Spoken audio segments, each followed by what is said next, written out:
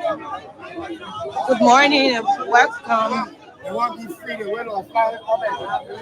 Welcome to Spoon TV.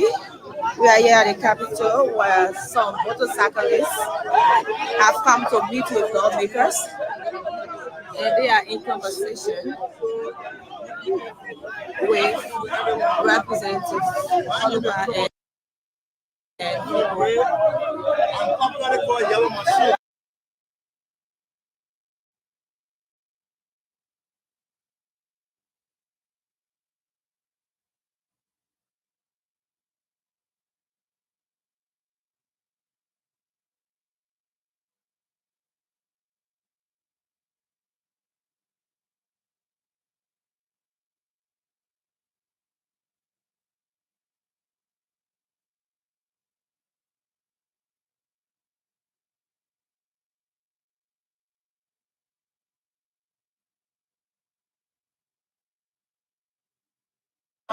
They want to be free to win or fly comment. Come on, for us, we represent the motorcyclists in this country. Any discussion that will come up or embarrass their movement, it is our responsibility. We are not saying that you can do your police job. We want our people. We inform our people through the press conference.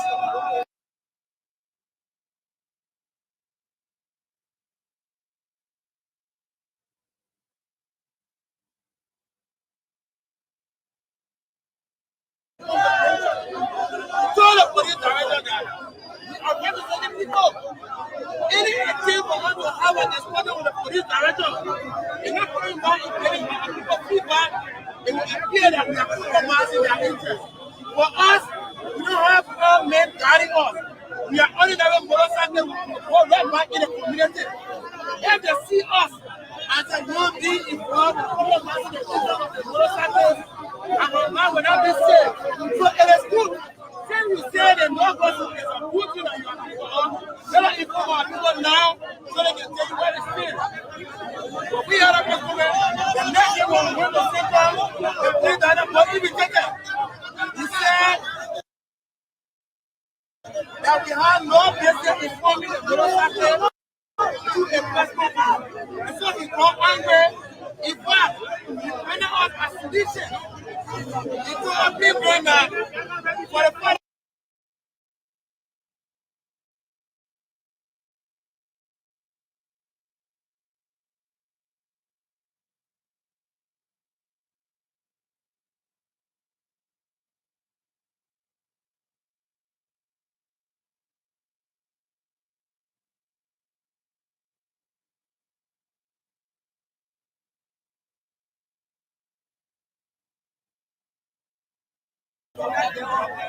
they are coming back to see what is it. And so, we are a symbol here. Having confronted our people from different backgrounds, there is a third gathering here at just for mainland, our east, our Puto Island this morning. Talking with our people. The public have a negative perception about our people. They believe that motorcycles are violent people. We are a symbol here because we believe that you are our direct representation. Waka got two options. We respect him as our president, but Waka got two options. Waka either take the global and get on tour or leave us to the hustle. So we got no other alternative. That is why we are depending on the put food on the table of to survive. So I think Waka get better alternative for us. We will put all the global there and now Waka on so Waka can provide job for us. We are calling on you, our lawmakers, to please industry. Any attempt they put it down and last, next moment the 7th of May, going to be our last day in our own city. For us, if Waka careful, it will not be safe because for us, we will do everything. For us, what we will do, the whole country will not let our action. We are very clear about it. This is about our life, And I have a super party. Man, everyone who's a better worker, who's a better employer, now what they say, everyone has to left. So, please, nobody to the Honorable team. Nobody to the Honorable team to protect us. They will give people protected, they will provide protection for us.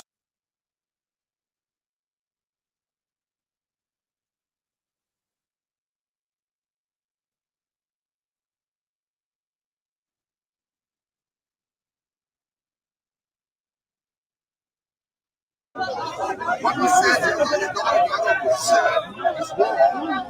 This is the public of the public of John Madden.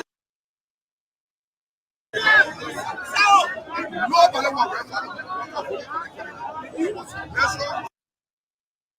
everybody had a constitutional right to vote for who they wanted to vote for.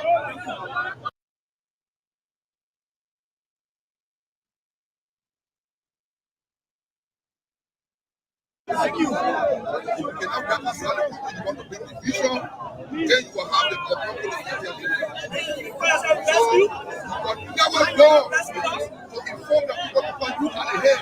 When you go to meeting, the people will speak and people to get that question. So that you inform your people to never go. Anytime you go to a meeting, inform them. You are not going. So the other police is saying you go to then I'm going to the other police is work for what you to meeting. When you have a head, and when you go to a meeting as a head, fight to the people. So you will never go.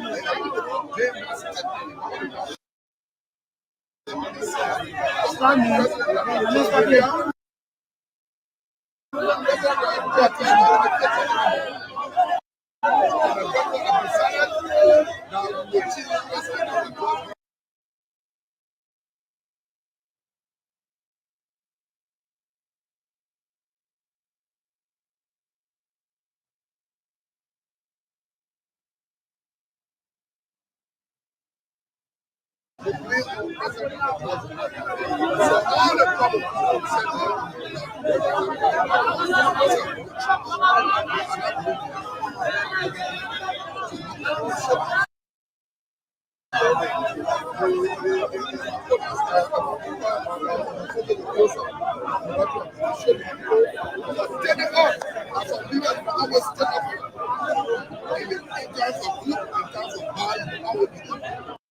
that is why people make everybody cannot go to meeting.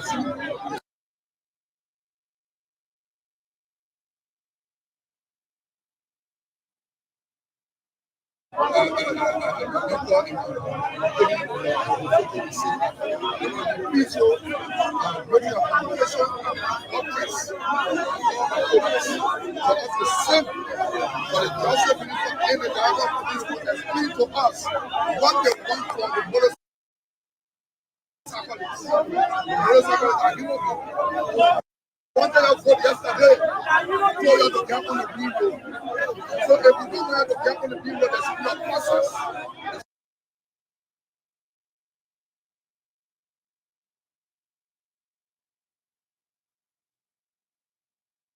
I say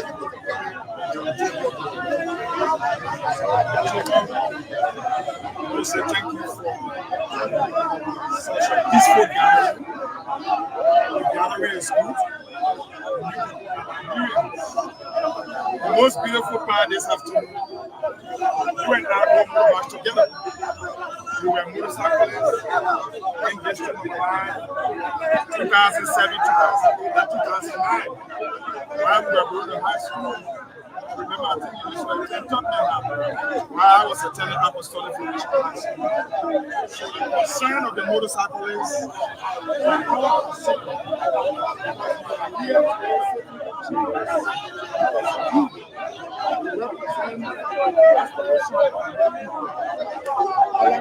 like I said,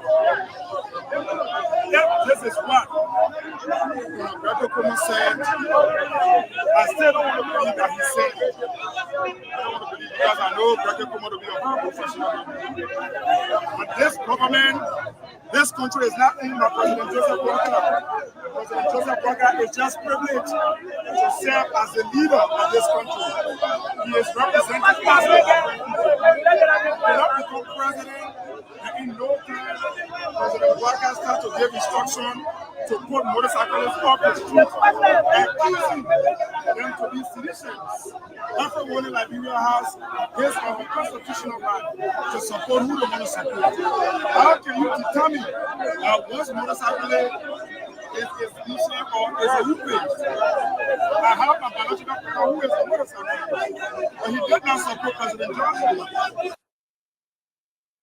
So whether he supports President Joshua or not, you have to do it.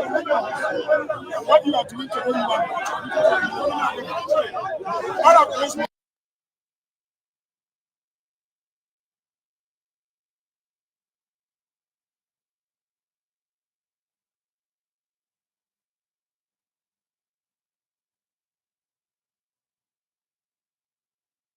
part of the agencies to pay taxes. You are also spending some money using motorbikes to ride them and pay your children food. There is no job in the country. And you have tried to empower yourself. You have tried to not be criminal. You have tried to not be a citizen. You have gone today to find a hustle. I don't know, some of you working for people. So I want to assure you one thing. Tomorrow, we are coming out and we have decided to conclude. So conclude. You on our agenda for the protest tomorrow. Tomorrow there will be a massive protest. Our protest will not be destructive. Our protest will be a very constructive protest. We will be speaking for the fire disaster plan. We will not be seeing the budget for national disaster management in our minds. We are also protesting for those who lost their homes. The Canada Junction. There are many other issues. The president has run this country. The issue of rule of law. The president has not been respecting the laws of this land. So we want to believe tomorrow, we're going to gather tomorrow, we will give you our intelligence program. We are also now going to include into our statement tomorrow that absolutely, we're not going to give our statement for tomorrow. What we have tomorrow, we're going to be presenting this to the government through our petition. So you're going to be included. It will be inclusive of your presentation and the I can tell you to go to bed. And motorcyclists will proud to see them. But tomorrow, we need to join our leadership. We need to have all of your police informed. Like I said, never have from any meeting. Any meeting you have on behalf of your police, learn to take the meetings to your friends so that they can leave and know what is happening. But we stand with you. We are here representing.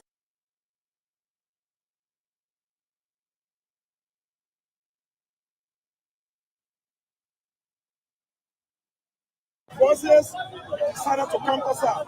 There is nothing that is as important as talking to you. Sitting there eating much on air condition, that is just a mad job. This is a real job. We are all private citizens. We are here making sure the right is. So now we can assure the government of Liberia, as I speak to you now, about 10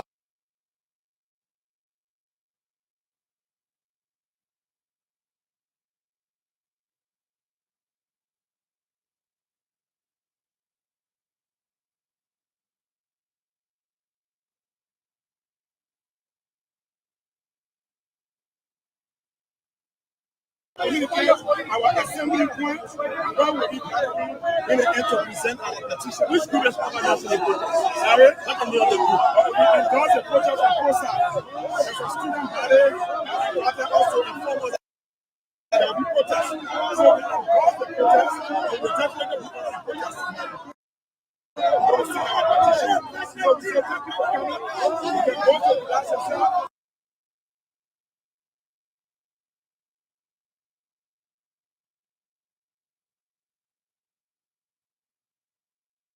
So you are welcome and you expect to be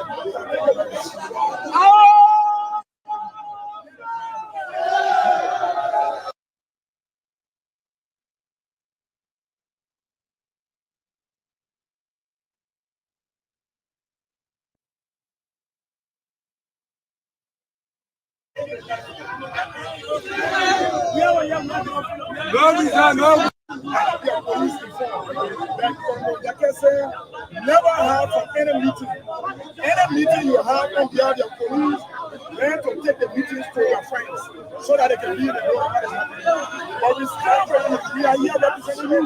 This is why when you heard your voices, decided to come outside. There is nothing that is as important as talking to you. Sitting there in 2 months under air condition, that is just a mere job. This is a real job. We are all about citizens. We are here making sure the right thing is done. Tomorrow we can ensure the government of Liberia, as I speak to you now, from different districts who have agreed to join the protest today. So the media is invited to the protest tomorrow. We'll communicate our assembly points, where we'll be gathering in the end to present our petition. Which group is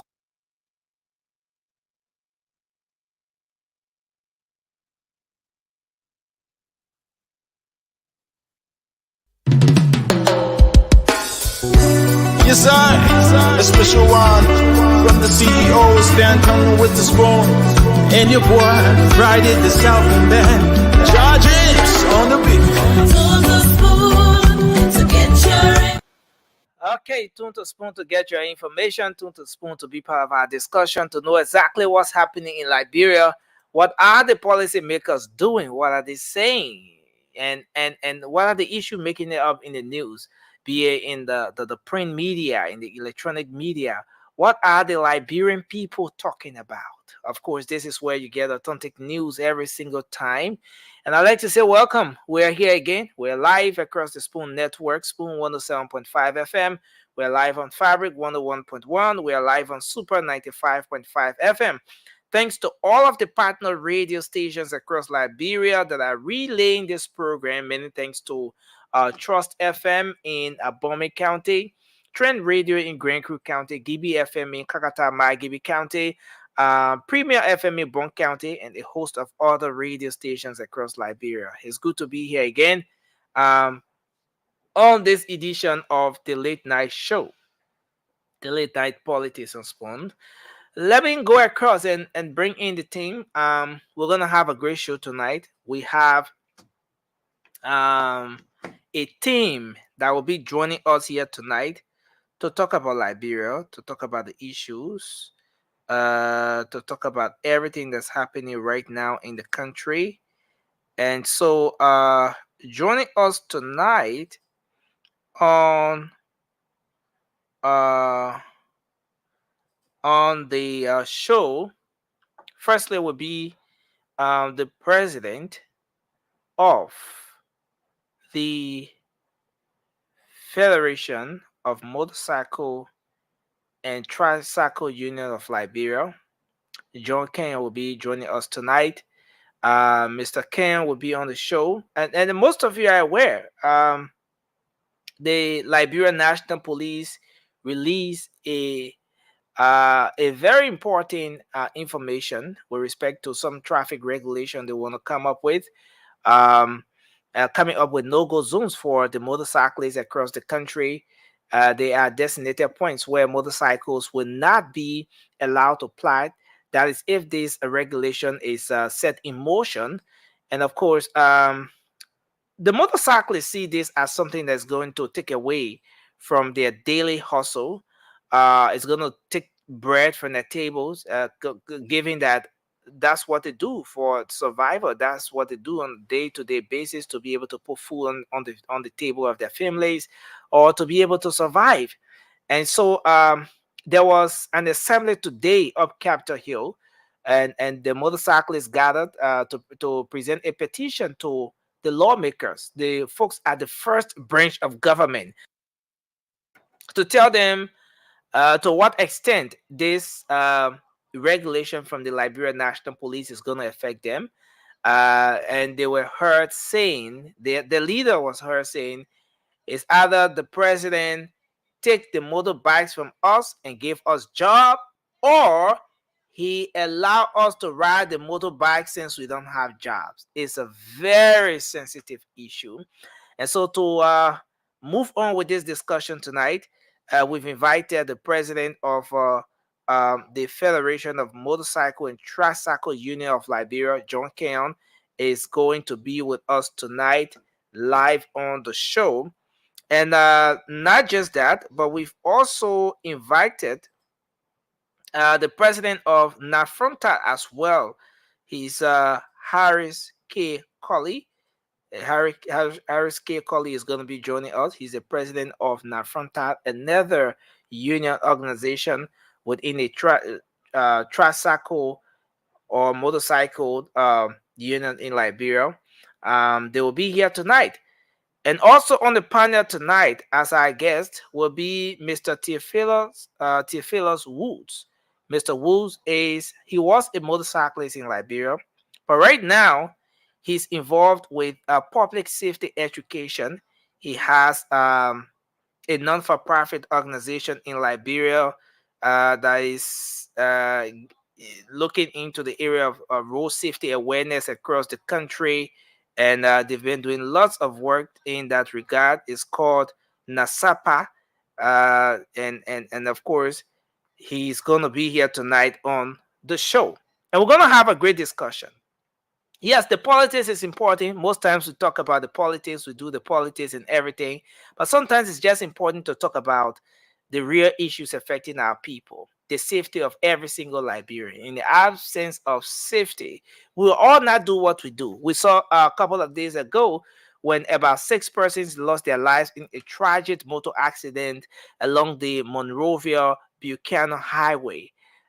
In just few seconds, about 6 persons lost their lives. Some were in very critical condition. That speaks to how much of importance we need to attach to the subject of road safety in Liberia. And then so we'll have the conversation tonight, and once we're done with that, lots of other things happening in the country. Yes, last evening we were talking about the Jessica Lord and Lucas Rich's situation, the case, the ruling. Today Representative Member Bridge Mensah presented she introduced this is important. The people at the judiciary, especially those different judges, criminal code this, criminal code that, city code, and all those kind of small code there at the Temple of Justice. The people that can impinge them, that the legislature. So Representative Member Bridge Mensah started the process today. She says she wants that judge who presided over the case that rendered a non-guilty verdict in favor of Lucas Riches to be impeached. Judge Nelson. How is this going to play out? Is this a road that is going to lead somewhere positive? Are we going to be setting a very good precedent here? Considering, just assuming, given the case where this judge is impeached based on a decision he made in court. Well, lots of other issues surrounding that, and a whole lot of issues. Someone says bunch of issues, right? But let's move on with the show tonight. We have a great show coming up, and I've always told you guys about certain things, and you will not believe it. Now you see. Now you see what I'm always talking about. Francis is seriously eating in the background. But Francis, what?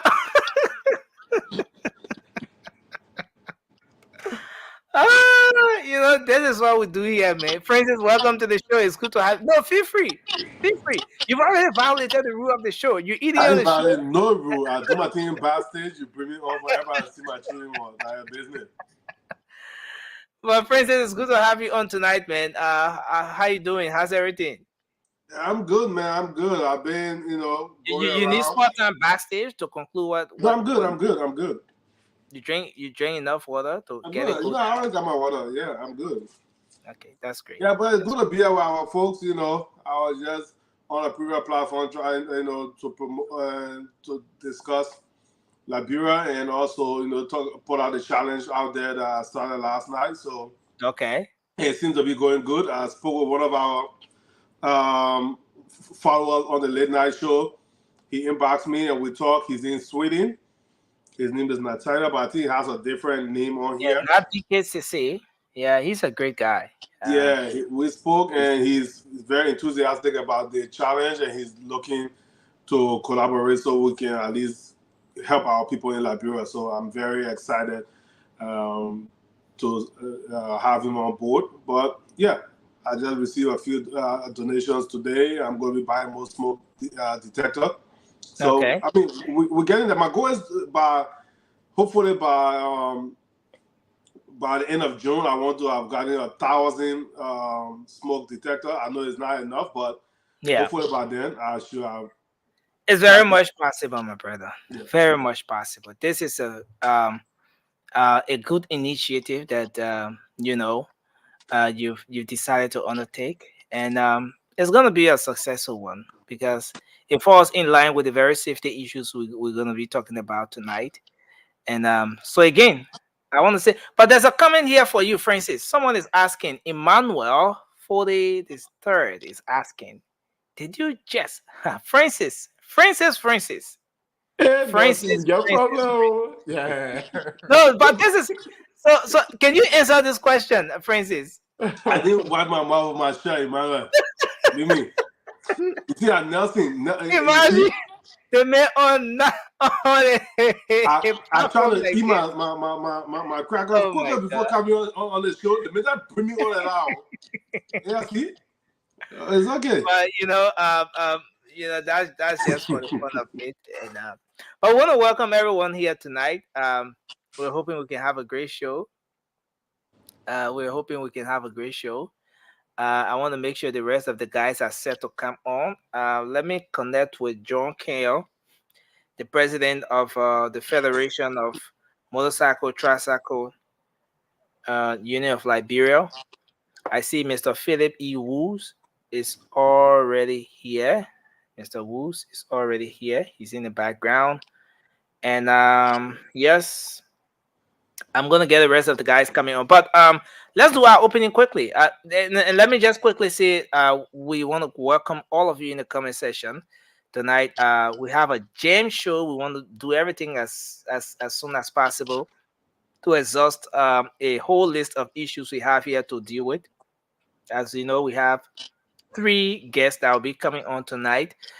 So it's a whole lot. But I want to welcome everyone. Jared, Canon, Solo Peace, Francis. Yeah. Okay, so that's your wife, right? Yeah. Okay, welcome your wife to the show, Francis. I'm not welcoming. She and Emmanuel, they leave me alone.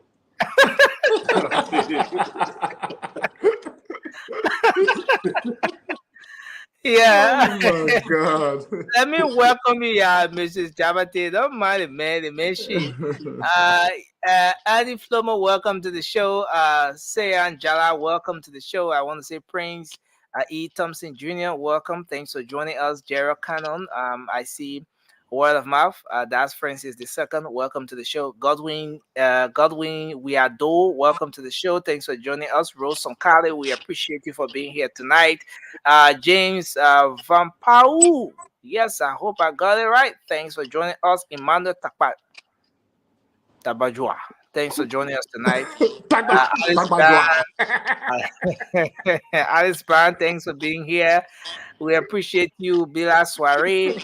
Yeah, come on the show. Thanks for being here, Stephen. I see Saye, I see Moses Momolu, I see Eddie Kawa. Thanks for Nathaniel K. Hill. He's one of our ardent followers. Thanks for being here tonight. I see Mark Christine Sirleaf. We appreciate you, Mama. Thanks for being here tonight. Eric McGill. Thank you, Chief. Thanks for joining us tonight. Yes, I see Michael Ananak. Thanks for being here. Yes, and the list goes on. Hipko Kasi, Victor Morgan, and of course, Critical Soiree. We appreciate every single person for joining us tonight. Ma Merefinda Nyuma, we appreciate you. Thanks for being here tonight. See Macaulay, we appreciate all of you for joining us tonight. Francis, I just want you guys to do your quick opening. What's on your mind? It's just going to be the two of you, as I get set to bring our guests on tonight. Yeah, I mean, what's on my mind is just a continuation from yesterday announcement about, Lucas being a free man, it's sad. But this too is Liberia. Will not give up on our country. We know that the people we elect and the people they appoint, sometimes they don't work in the interest of us. So we need to, it's like looking out for each other, look out for each other. But it's terrible. Then on the other hand, this whole legislation, it always get on my nerve. The senators, the representatives, they always get on my nerves. Sometimes the things they say or they don't say. Like some of the things I heard, I did not hear from Senator Americano yesterday. Some of the things I did not hear from Representative Benedict today also got me riled up. But we are here. We'll keep talking, giving our opinions, and it's good to be here every night with our folks. But Liberia will change one day, by fire or by force. It will change one day. You see, the God I will serve, right? He can't just let people just suffer forever. You see, the Israelites were in captivity for I don't know how many years. God finally said, I'm going to send a man I can start up Moses to go and free them. One day, Liberia Moses will come.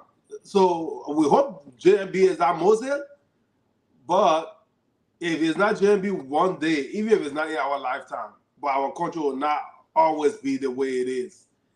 Something will change. Something will change. Thank you. Indeed, one day we're gonna have our own Moses. I mean, some of us still believe that JMB is our Moses. It's good to always be here. I mean, it's good to come back here again um tonight. But what is on my mind actually is the issue of the case that went on yesterday. And I mean, I was a bit relieved when I saw the news that Mema Brings from County District 6. I mean, she is calling for the impeachment of the judge. Like I said on the show yesterday, this is the only way the government can act. You cannot say JMB should just fire somebody because the person did not know. So yes, just like we said last night, I am happy that our government is taking steps in the right direction. And we look forward to her getting the support that she need. She need two-thirds of the house so that this thing can happen. I mean, you cannot be working for us and against us at the same time. This should be a precedent that whoever comes after him will know that you are supposed to work for the people. I mean, bribery should not be the order of the day. You should work based on your integrity and the knowledge that you have as a lawyer or as a judge. So yes, I look forward to a good show tonight, and I look forward to talking to the guest that we will have on here tonight. Yeah, I think it's going to be a good show. Thank you.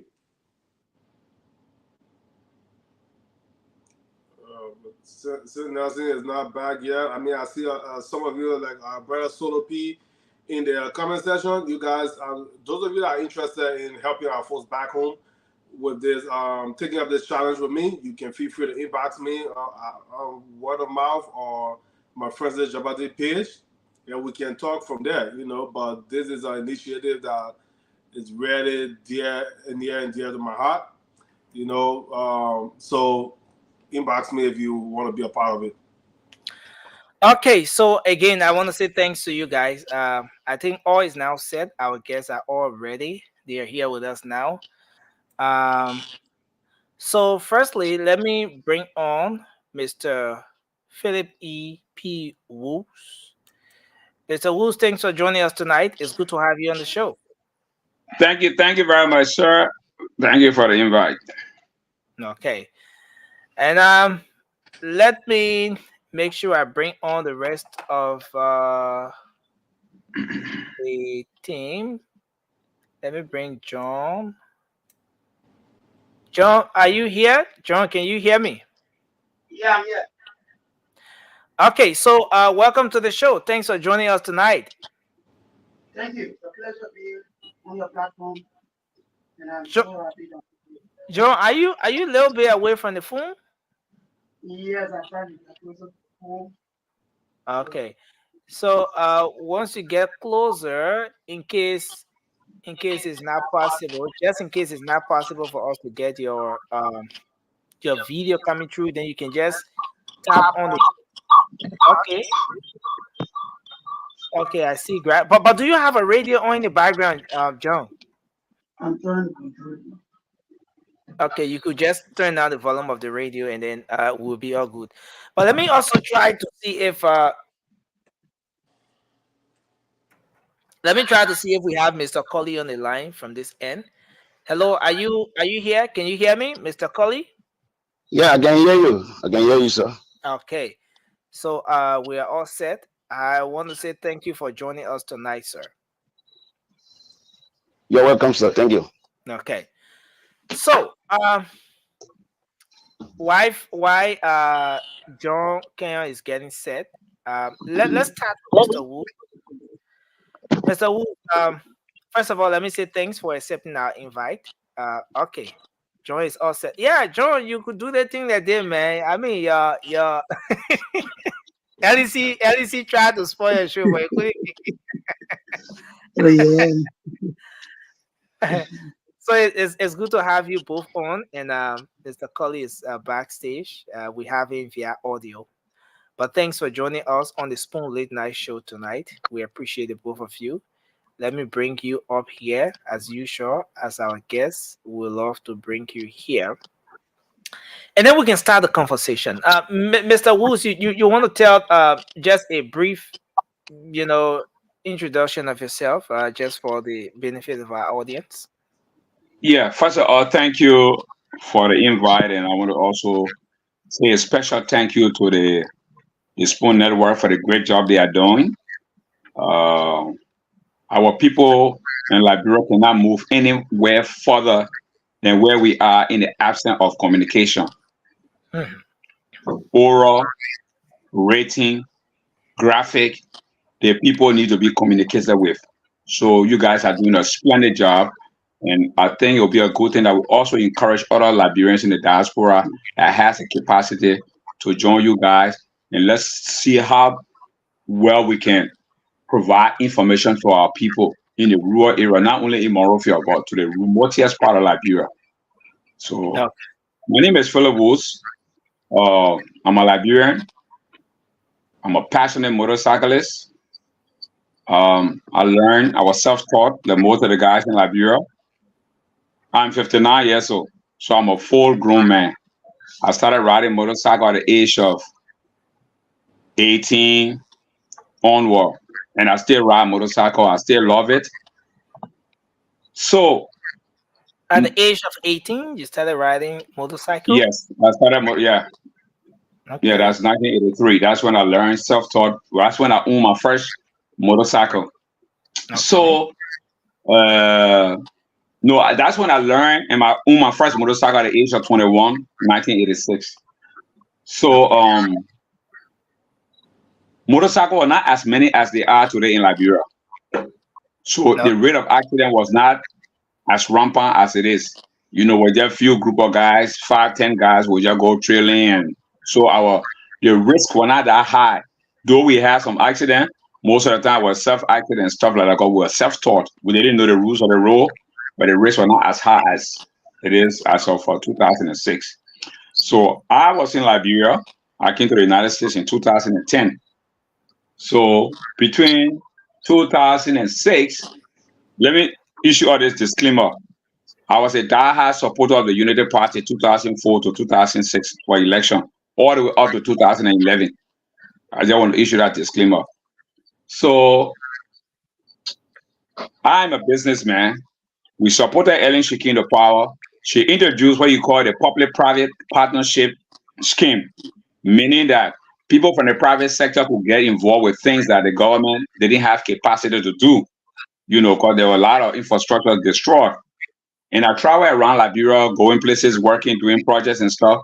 There was not one day I drove from Monrovia to Bassa or Monrovia to Benjamin or anywhere. I didn't see a dead person on a motorcycle. Okay. There was not one day. Mr. Woods, we're gonna move into this discussion. All right. Oh, okay. Let me just get the two other guests tonight to introduce themselves, and then we can get started. Emmy, Okay. our co-moderator, welcome to the show. Emmy, um, let's get you coming, John.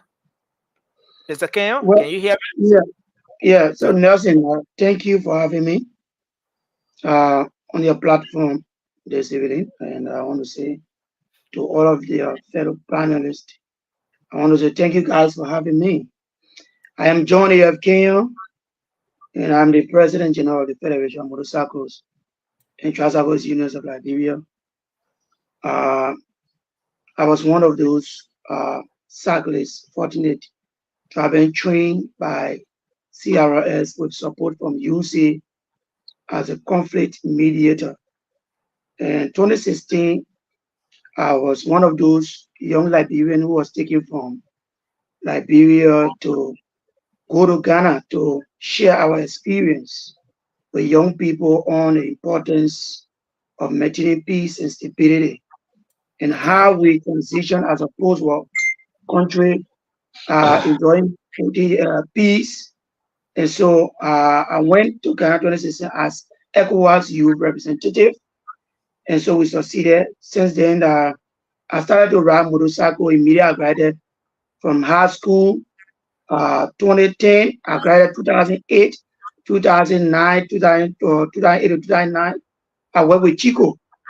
That is China Hina, the construction company that paved the road from in town going our highway going Ikiana. So I'm one of those that are working on that route with the crusher department. And also I started to ride motorcycle now between 2009 and 2010. And since I've been into advocacy, I served as chairman for Tuporo Junction Motorcyclists 2012. And in fact, I was the lead campaigner at the time for the compulsory spraying of motorbike at the time, wherein Okay. motorcyclists at the time, there was a restriction that came in to spray bike. But looking at the kind of paint, the paint that was being used on the motorcycle was a substandard. So it was actually damaging the motorbikes. So Okay. I So was the you leader. were part of that process, and you Yeah, guys made sure that it took off, and so it means that from 2010 you've been involved with the motorcycle, the union in different sectors of the leadership advocacy until yeah until until getting to where you are. 2018. But then we have multiple unions, right?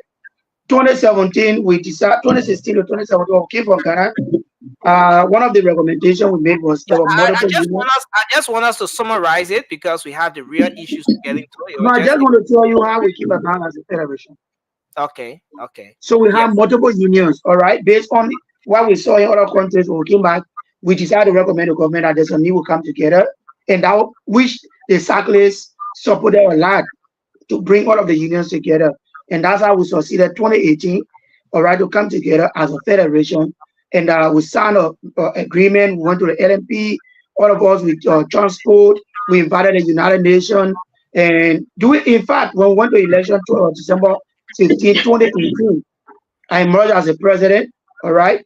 But then cyclists were not running certain parts of the streets. They were under my leadership at the time that we negotiated for bikes to run on a mirror based on or this reason that cyclists were going to desist from violence, and then we were going to make sure that we control our cyclists from getting involved into any criminal acts, and that we committed ourselves that in case of anything that the cyclists will do wrong, all right, the leadership of the LMP should hold us, all right. And I've committed myself. That meeting was held at Complex second Saturday in February 2018, all right.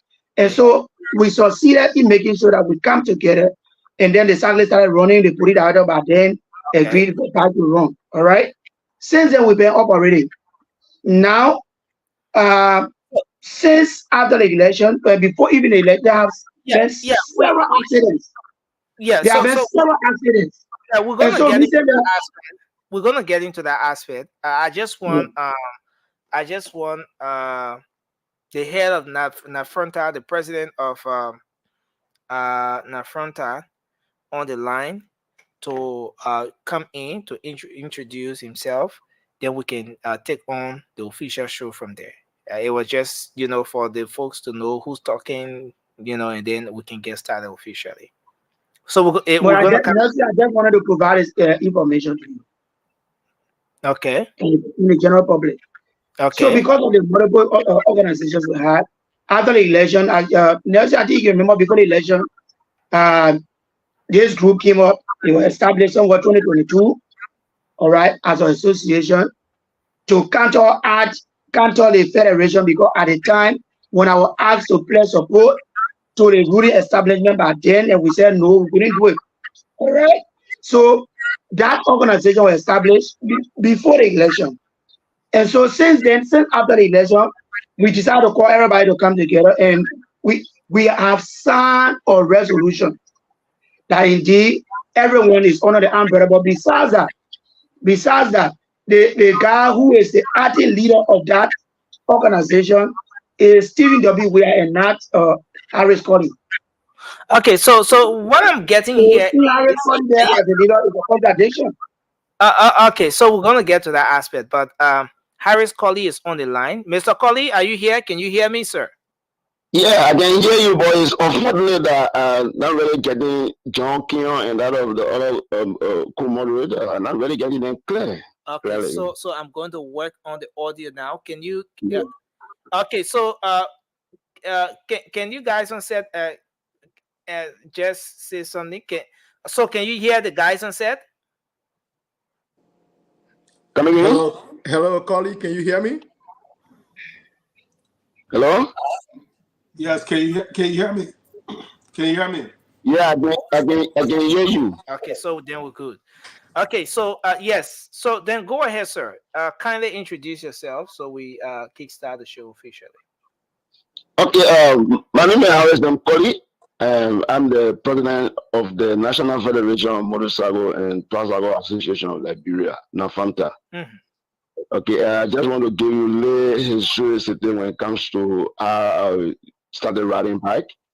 It was in 1931 in Atco at the time. And we'll appreciate if you were just maybe summarize it so we get to the real issue. Yeah. Okay. I started riding bike since 1991, and later on, after the war subsided, I came to Monrovia, and around the 2005, after the disarmament, bike introduction came into Kakata. That is Niba County. From Niba, I came to Kakata. From Kakata, I entered Monrovia. So I bought my first bike around 2007. Yeah, 2007, I bought my first bike. It was Leopard at the time. So I started to ride bike from that time. And later, MG was the only motorbike institution that was organized at the time. So when they arrested my bike, they put pin on it, and I was forced to pay an amount of $500. So I decided, I said, okay, since that's the case, then there's a need that we also have another, alternative union. Because our country is no Corp of Freedom Association. So that was how 2009 we organized Osmo. When we organized Osmo, we even went to Dubois Junction at the time. AD, who was president the president of Fontu, Mr. Keon, he was serving as chairman for us when we were in Osmo at the time. Okay. So that's how you guys established another union. So it means that there was a breakaway, or there was an establishment of another union. So you guys now have two unions that run the motorcycles. No. You have two union, right? Is it one union or two union? We have the association. We have the association that he was a leader, and we just Stephen took over. And then that we have the trade. Let's do it one after another, because I think. Okay, so let's hear from you, Ken. What you try coming in? So, like I said, we had a federation that was established as a trade union. since 2018. And so 2022 to yeah, but 2023 before the election, do you guys have association. unions? No, there's an association and a union. The federation is a trade union and an association, which is NAFONTA association. So great. That's just what I try to establish. So I want us to get into the actual show now. Today we saw a group of young people. Shirley, welcome to the show. It's good to have you on tonight. Thank you. Hello, everyone. Hello, how you doing? So, today we saw a group of people went up Capitol Hill. They went to meet with the legislators. Right before us here is an image from the scene today. We're gonna come to you, Mr. Woods. But I want to kickstart the conversation with the two gentlemen here. This individual on the screen standing right next to Representative Yeka Koloba, they hit the grounds of the Capitol today, following the recent letter from the Liberian National Police regarding their decision, something that is in the pipeline, to have some restriction for motorcyclists so that they're not plying the principal streets of the country. Those guys went up Capitol Hill today to bring it to the attention of the lawmakers, calling on the president that, look, we supported this government, we supported the rescue mission because we want freedom. It's either the rescue mission gave us a job or they allow us to ride our motorcycles and go anywhere around Monroeville. Do you guys, do we have anyone on set here who is part of this particular group? Let's start with you, Kim. Kim, is your team a part of this particular petition or whatever that was submitted to the lawmakers today? No, firstly, the individual I'm seeing there with the yellow T-shirt was the lead campaigner for the CDC Motorcyclist Week. I think this platform should be in possession of a video footage where in the cyclist chasing, where you receive money from CDC for the few motorcyclists that he carried over to CDC at the time, and the police had to rescue him from Central. So I only know him to be a supporter of the CDC. Is he? What's his full name? Since you know him, I know him to be Chokon Gray. Chokon who?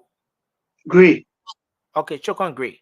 Okay, so let me ask Mr. Colley here on the line. Do you know Mr. Chokon Gray? Is he in any way associated with the leadership structure of any of the motorcycle unions? Yeah, I know Mr. Chokon Gray. Who is he? Mr. Chokon, yeah, he's a president of the Supreme Motorcycle Transport Union of Liberia. Yeah, but he also formed part of the National Federation. Wow. Yeah. Is there another union? Because this group led a protest on the ground of the Capitol today. Is it another union we're talking about here? Because the both of you just established that there are two. There is one federation, but how do you call it? You have two groups. Association. Yeah, we got two groups. You got two groups. The National Federation, let me just make something clear to you and all of the general public. Mm-hmm. We have the National Federation of Motorcycle and Transport Association, the NAFONTA. Okay. And NAFONTA is the conglomeration of 13 constituent unions. Okay. Yes. And Supreme is also part of this NAFONTA. Yeah, the Supreme, who the guy was representing, is part of the group you're talking about, NAFONTA. Yeah, he's part of the group NAFONTA. Okay. His union is part of NAFONTA. Okay. Yeah. Okay. So, yeah, you want to come in? Nelson, I wish I could give you Theophilus number, the head of Supreme. Chokon is not the head of Supreme. You see, that's how the people normally, like Libya is just a country where people do not want to be controlled.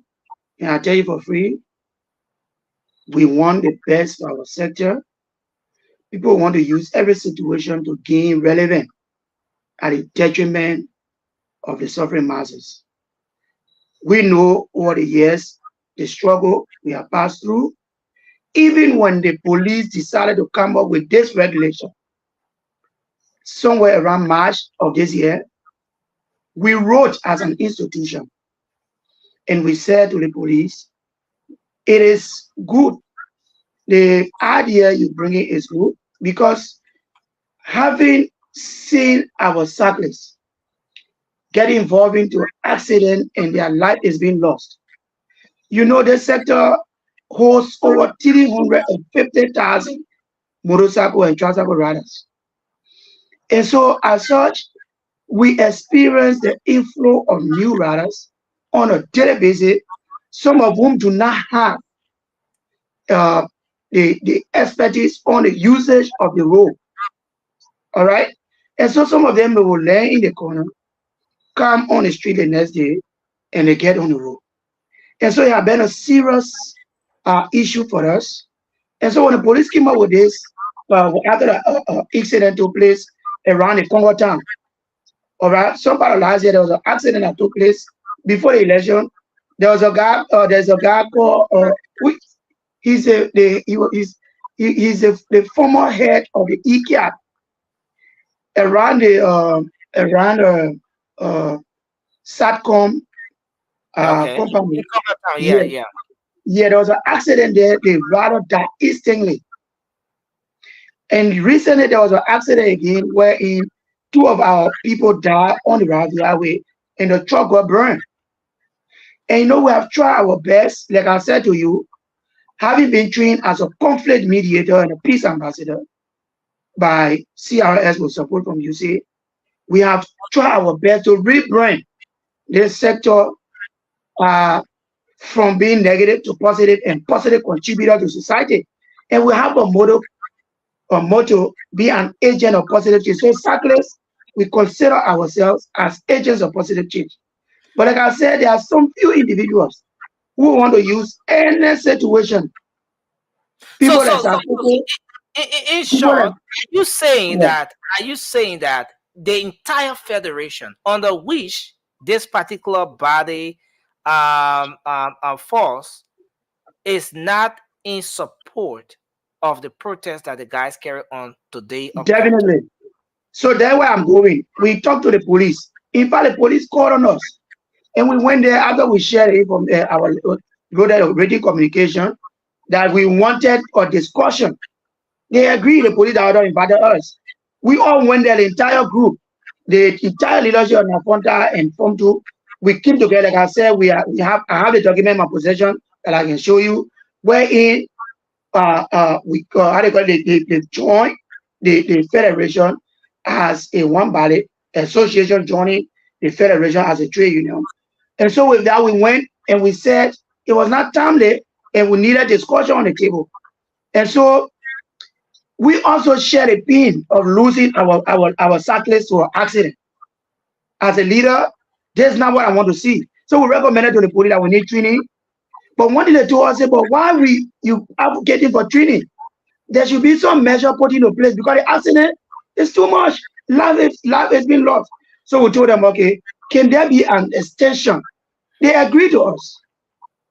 You notice the police now is not like in the past where all right, Harris Colley was part of that meeting.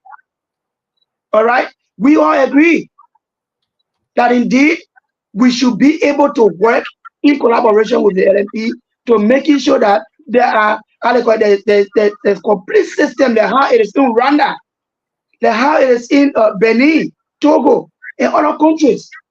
All right, where there's complete system. But the problem here is that, like I said, some politicians, they want to use any situation, and I do not want. I place on my Facebook page, official Facebook page, questioning the contribution of Honorable Yeke Koloba and Safoko to both motorcyclists since they've been in this country. What have been their contribution? Is it that just they want to send back the message again to the general public and international world that indeed cyclists are troublemakers, and we want to say it is regrettable. Everywhere, every platform that I take, I always advocate when we went out of this country. We advocate that motorcyclists should not be called bomber. Just recently, there was a program organized by Anti-Bros International Center. They brought together international partners. And I was invited to speak on our occasion.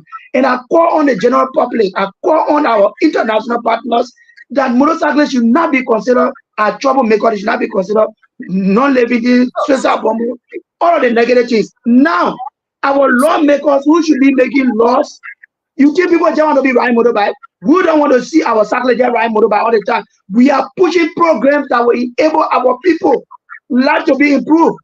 But to take our people in the street to be running up and down to gain some public relevance, it is unacceptable. And we have encouraged cyclists to be peacemakers.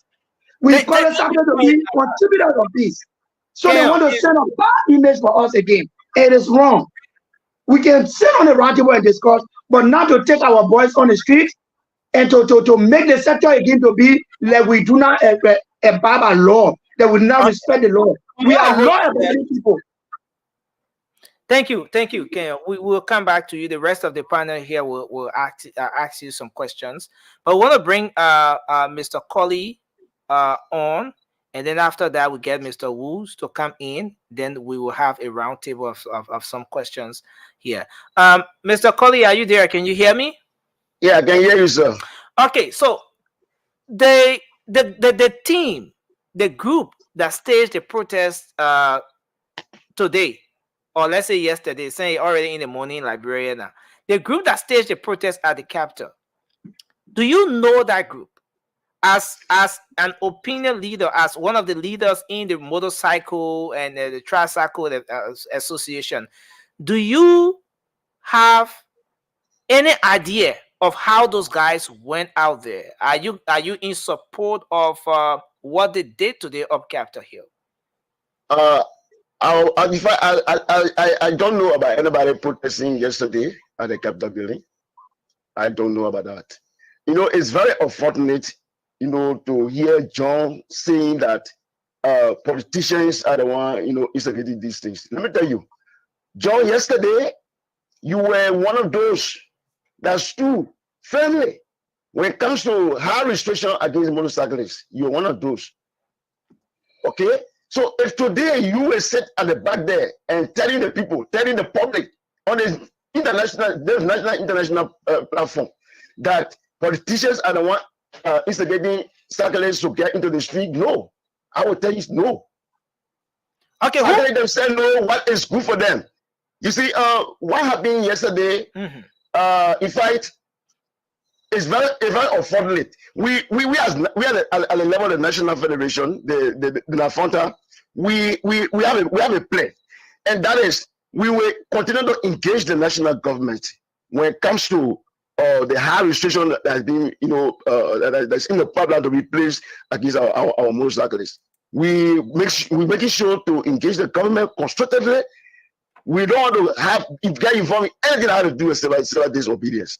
We will use the Mahatma Gandhi approach when it comes to resolving issues. We are peaceful people, and NAFONTA will continue to remain peaceful. This government, we don't want to put this government to power. We the cyclists, we don't want to put this government to power. Can you imagine, John, when you were parading with motorcyclists all around the street of Monrovia, and you were running people for Joe Biden? For me, I'm not a politician.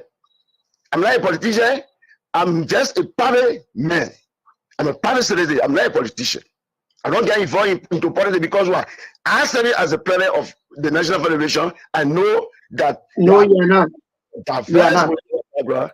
Who form part of the National Federation. So I don't have to get involved. But for John is actively involved with politics. Okay. He's involved with politics. For me, I'm not a politician. I will continue to stand for the rights of our cyclists. Okay, today, tomorrow, and I'll continue to stand for their rights. Okay, so I'll continue to preach for them. I'll continue to make sure that the fundamental rights of motorcyclists, you know, is being observed by this government and that of any other government to come. Let me just ask you this one question. We bring Mr. Woos in, then the panel here will ask you the rest of the. Nelson, I want you to ask them, man, what are you in our place of the CDC 2023? Were you not seeing on the CDC? If you got evidence, you can be able to provide evidence. And now one is place support CDC. Another place support to Joe Biden. Who were ready to cut out? Who were ready to cut out? No, we will try to support Biden. Okay, guys. Okay, guys, let's do this. We got evidence on you when you are not the president. You are not the president. On screen. Okay. So play my support to any other politician. Mr. Colley, let's do this. Mr. Colley, let's do this. You are accusing John Keon of being a political president of the John using he also is accusing you, and so we don't want to go with that back and forth, right? But let's do this. But Nelson, the man is not the head of the Nafonda. That's the first thing. Yeah, we have all the documentation to that effect. We will come to that aspect, sir. We'll come to that aspect. It's going to be very interesting. We'll come to that aspect. But let me come back to you, Mr. Colley. Do you just said that you don't know of any group that went up Capitol Hill to stage protests, but do you support what the guys did? Are you one of those that's in support of those guys going up Capitol Hill to stage a protest to claim the attention of the lawmakers based on this regulation that's in the pipeline from the Liberian National Police? When it comes to the level of Nafonda, like I told you, we will continue to engage the government constructively, and I know that they will listen to us. The government has to listen to us. Constructively, we will engage this government. We will be civil in our approach to this government, and they should be able to listen to us. Because most of us can be taxpayer contributing immensely to the economic growth and development of this country, raise their bikes, and they are contributing to national revenue, and you will stop their movement. You will restrict them. So if government doesn't listen to your plan, what next? Come again? If government doesn't listen to that plan, what's next? What's the next? We have another option. What's the next option? What's the next option? Another option. What's the next option, sir? We have another option, and we'll continue to move silver. Okay. So let's go to Mr. Woos. And Mr. Woos, you were seriously involved with this sector even before your departure from the country, and given everything that's happening here now with the sector, the regulation,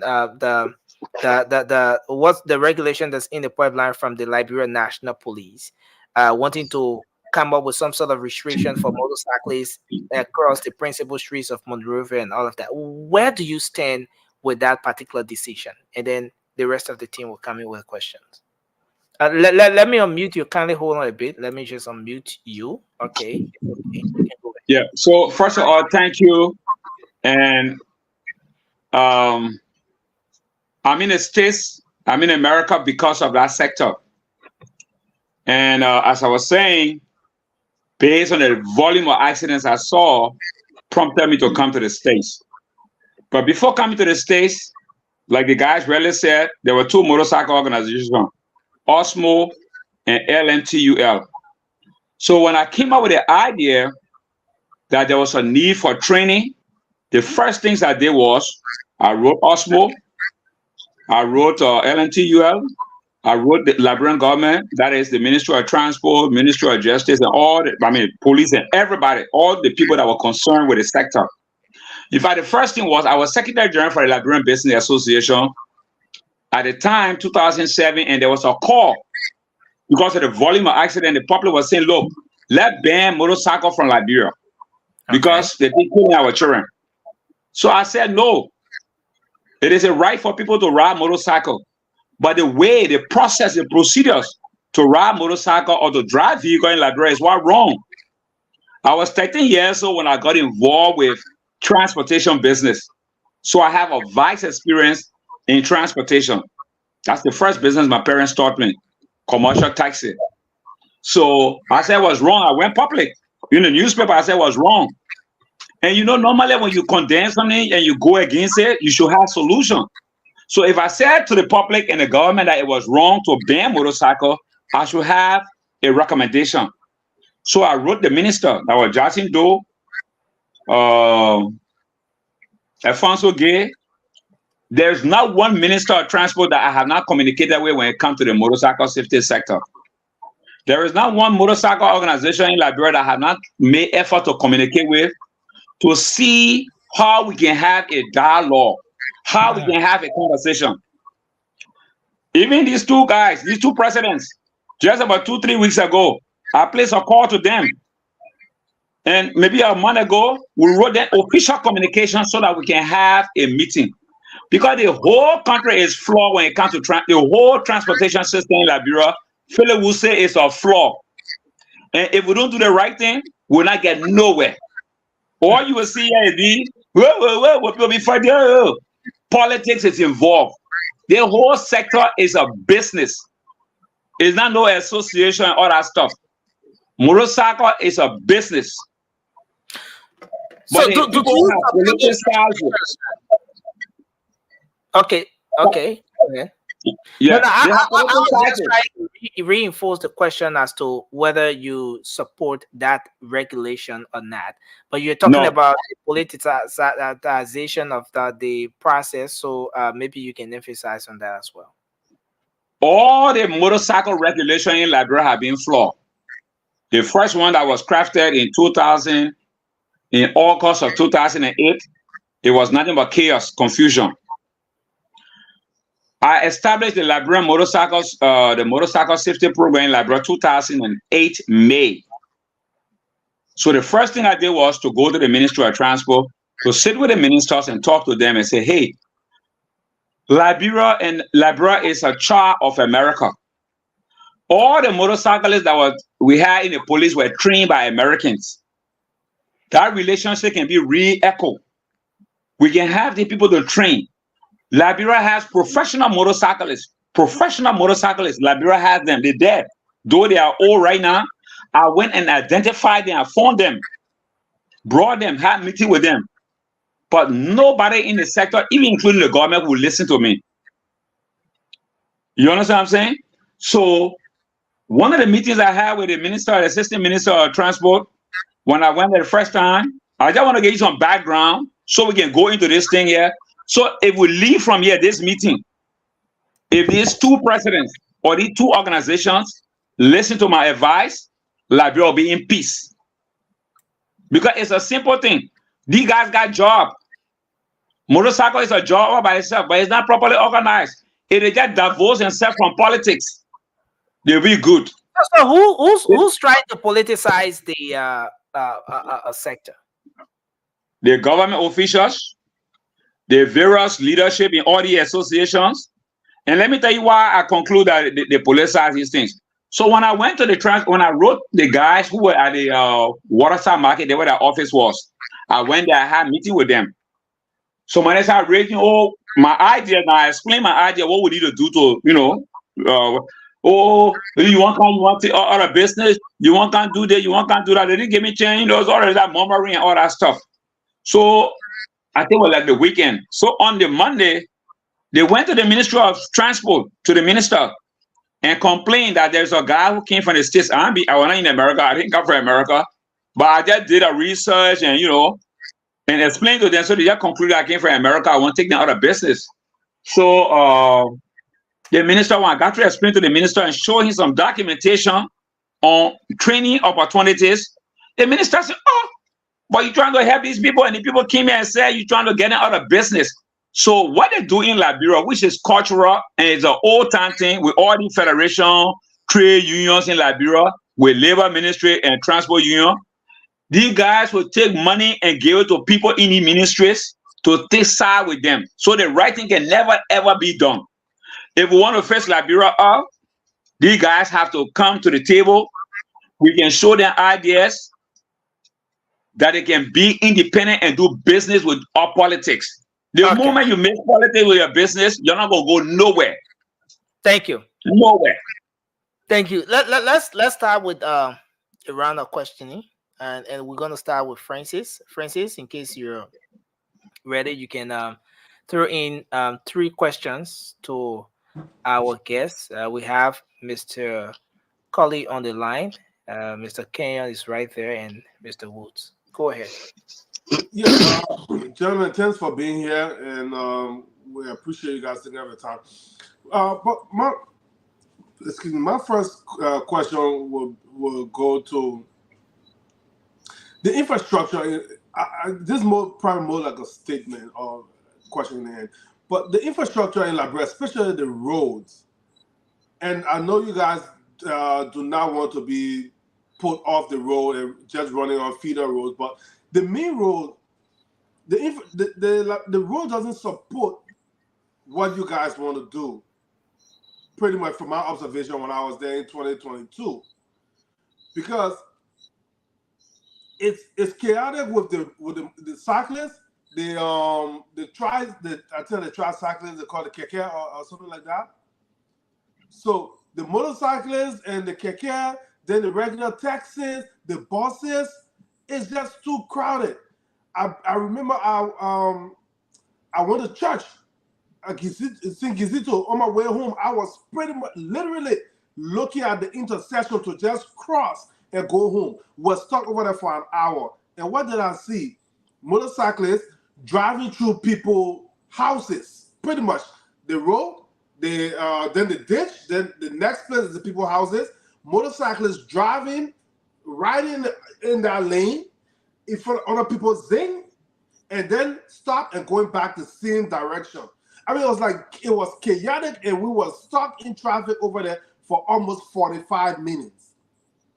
So, I mean, I know you guys have to do what you have to do. I have family members that ride motorcycle too, but it is not safe. And I don't know how that can be made safe in Liberia because there is no bike lane.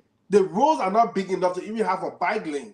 And in order for you guys, so you want to go to your question? Your question. So how it's just difficult. How do you guys plan on making it safe, not just for cyclists who unfortunately are losing their lives because of the same road issue, but how do you guys plan on making it safe for also vehicle drivers and pedestrians?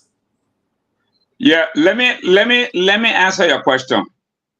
The road issue is a poor excuse. The issue in Liberia is there is no law and order. The next thing there is no training curriculum in the country. The next thing there again, every driving school in Liberia has its own pamphlet. So there's no standardized curriculum in Liberia about driving. Enforcement will not talk about it much because we are hoping that this government, which is the government of the people, which we all embrace, that has sober-minded people, we expecting them to do what are right. The issue about roads in Liberia, motorcycle is a vehicle. According to the vehicle and traffic law, it has equal right to the road as any other car. Any other right, they got right, equal right to the road. Motorcycle has it. Universally, that's it. Motorcycle is a vehicle. Now, as long as they're paying their taxes, now not everybody want to ride car. I live in America, some people don't like to ride car. They ride their bikes. They go to Washington, D.C., they go anywhere they want to go. But before you ride motorcycle in this country, no matter what age you are, you have to go and get trained. You get lessons. You have insurance. Your motorcycle is inspected. And all the people in the government of Liberia know these things. So it is the lack of political will. The protest today, anything that has to do with peaceful protest, I support it. Because I prefer protests than you're going to be burning people's houses, burning people's cars, hacking people, this and that. So it is good to go to your lawmaker. Now, what we miss in Liberia is when you go into your lawmaker, go to the lawmaker of your constituents. Don't just go to any lawmaker. You're from District 10, go to District 10 lawmaker. You're from District 12, go to District 12 lawmaker. So that way, he's your elected official.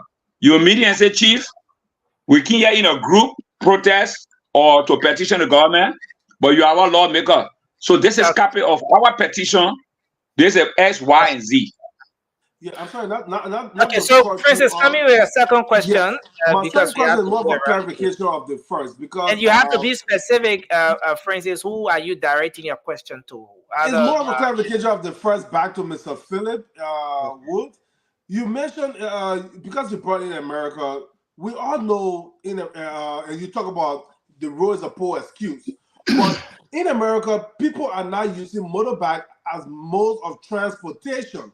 And the problem in Liberia, from my observation, is taxis, buses, keke, motorcycles, they are all trying to stop and pick up passengers in the same location. So that creates the chaos. So in most countries, they have bike lanes and things like that. The roads we have only 2 lanes, 1 lane going, 1 lane coming, except maybe like Japanese highway, maybe Cinco way there. But everybody picking up passengers in the same location. So it creates this chaos for every pedestrian that are walking. So again, without being sentimental, and we know there's people's livelihood, but is it realistic to have cyclists, keke, buses, taxis plowing the same area at the same time, competing for the same amount of passengers? Okay, so this is a solution to that problem or that question you just asked.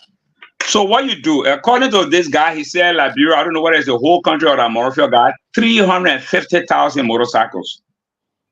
So what Kiana need to do, they go to that roster, they look at our membership, let you identify how many registered members you have.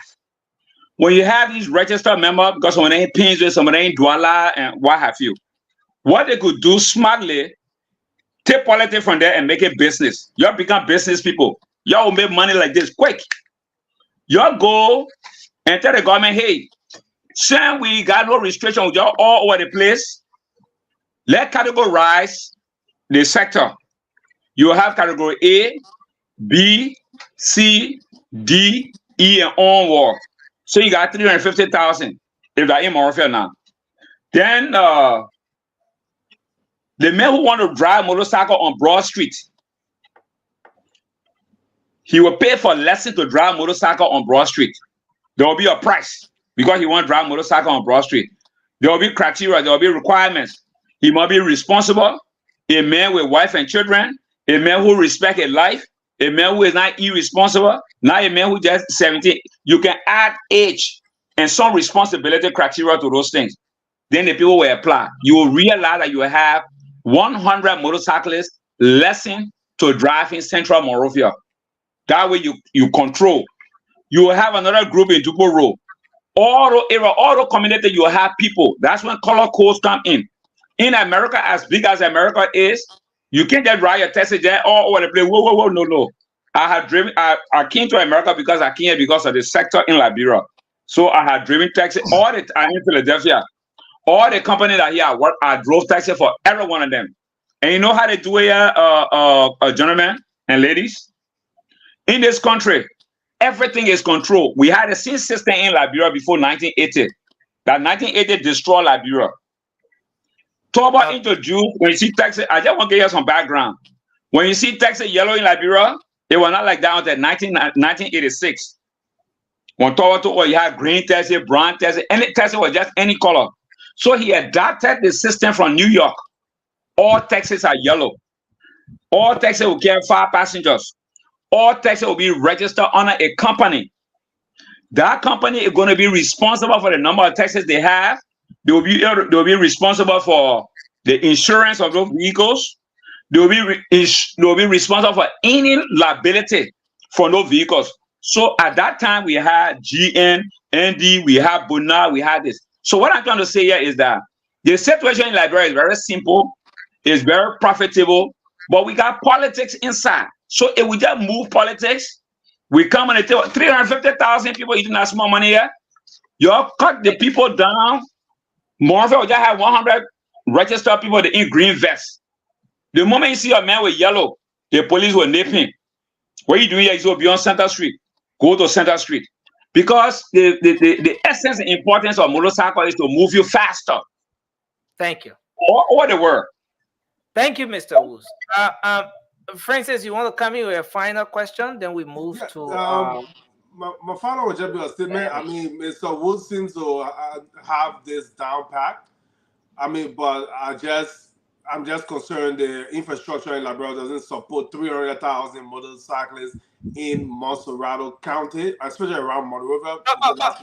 Keo is here. Keo, when you spoke of 300,000 motorcyclists, were you talking about Monserrate County alone or across Liberia as per your membership? Keo, you're muted. Can you unmute? Okay, let me.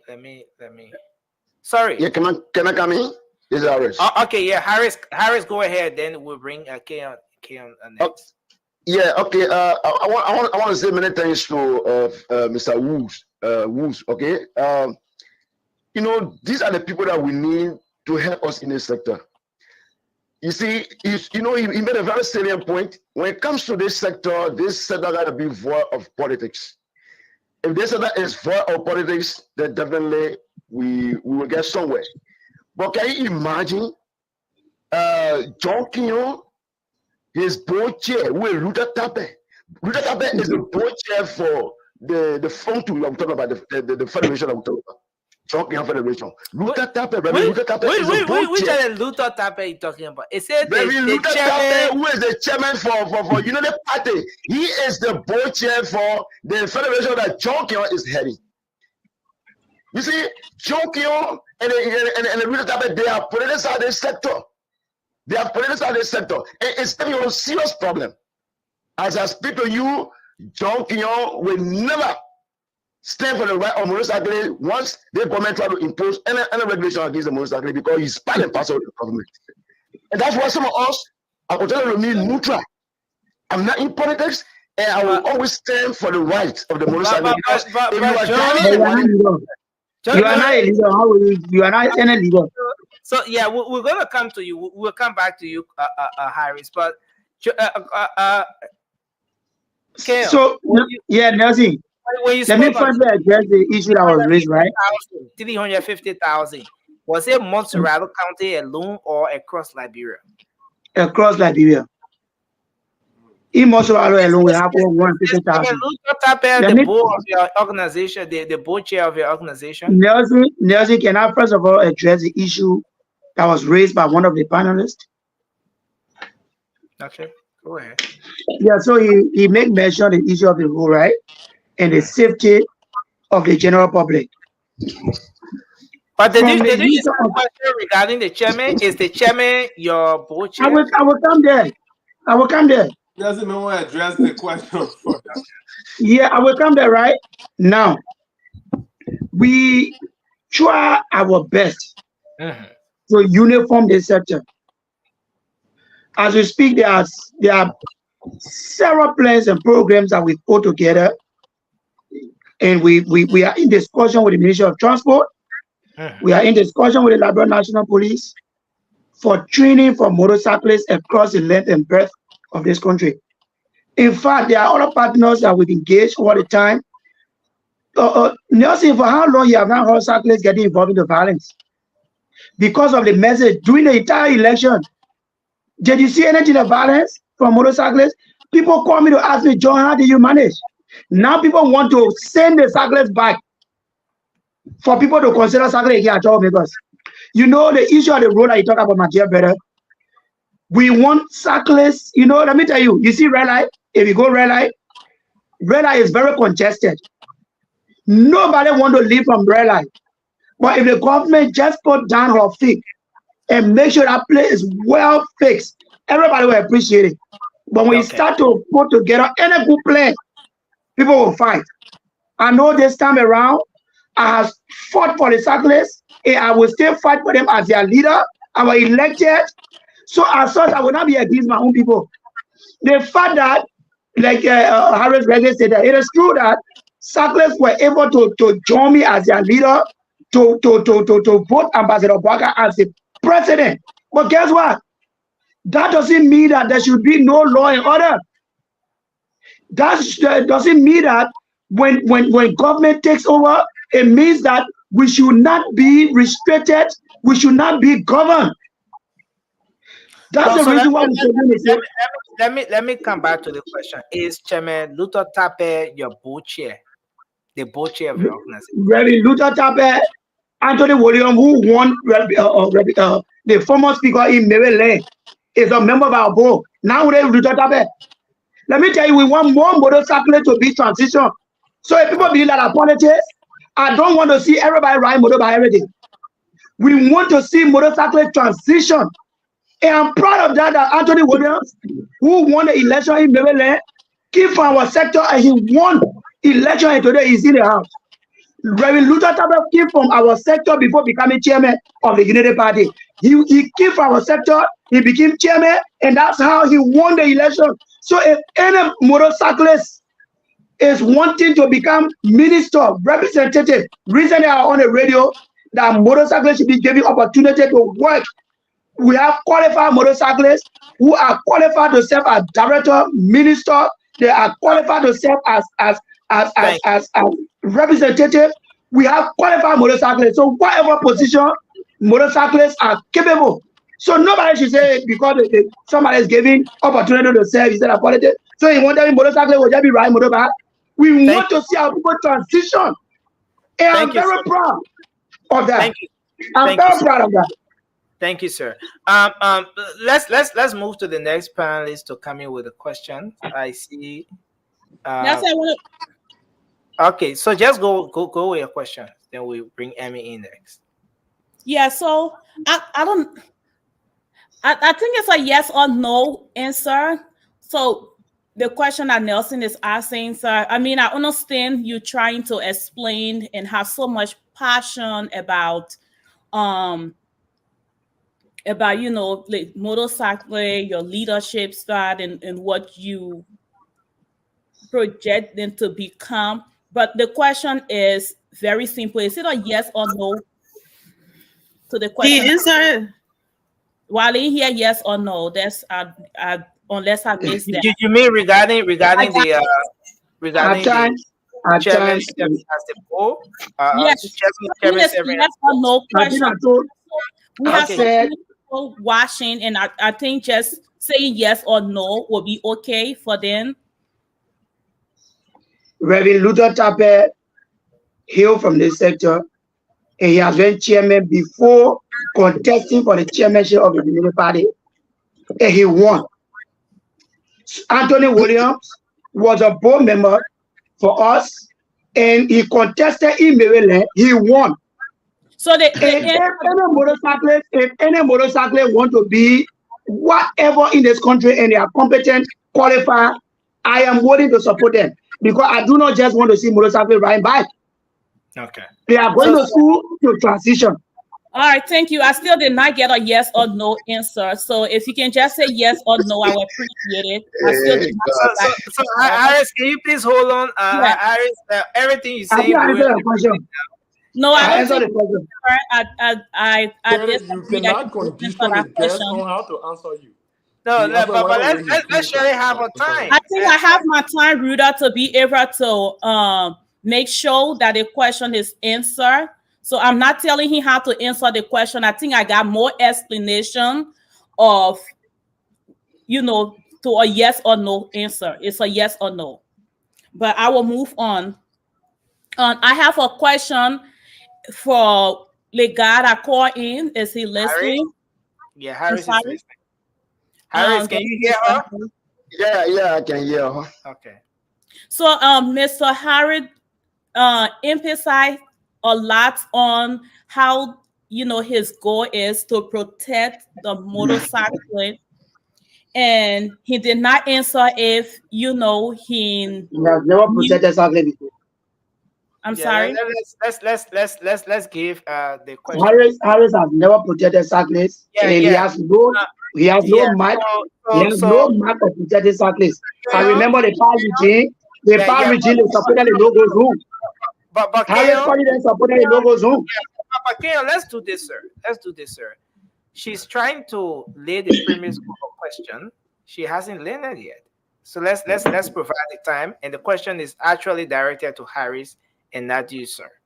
Okay, so please go ahead, Shirley. Thank you so much. So, Mr. Harris, I heard you talking about, your goal is to protect the motorcyclist. But with the current situation in Liberia, where there are a lot of deaths, not just the motorcyclists that are dying, but the people that they are transporting are also dying in Liberia. What are some of the plans and processes that you have in place to protect their lives? In the first place, we try by all means to initiate training so that these cyclists can get acquainted with the general rules of the road. That's one aspect.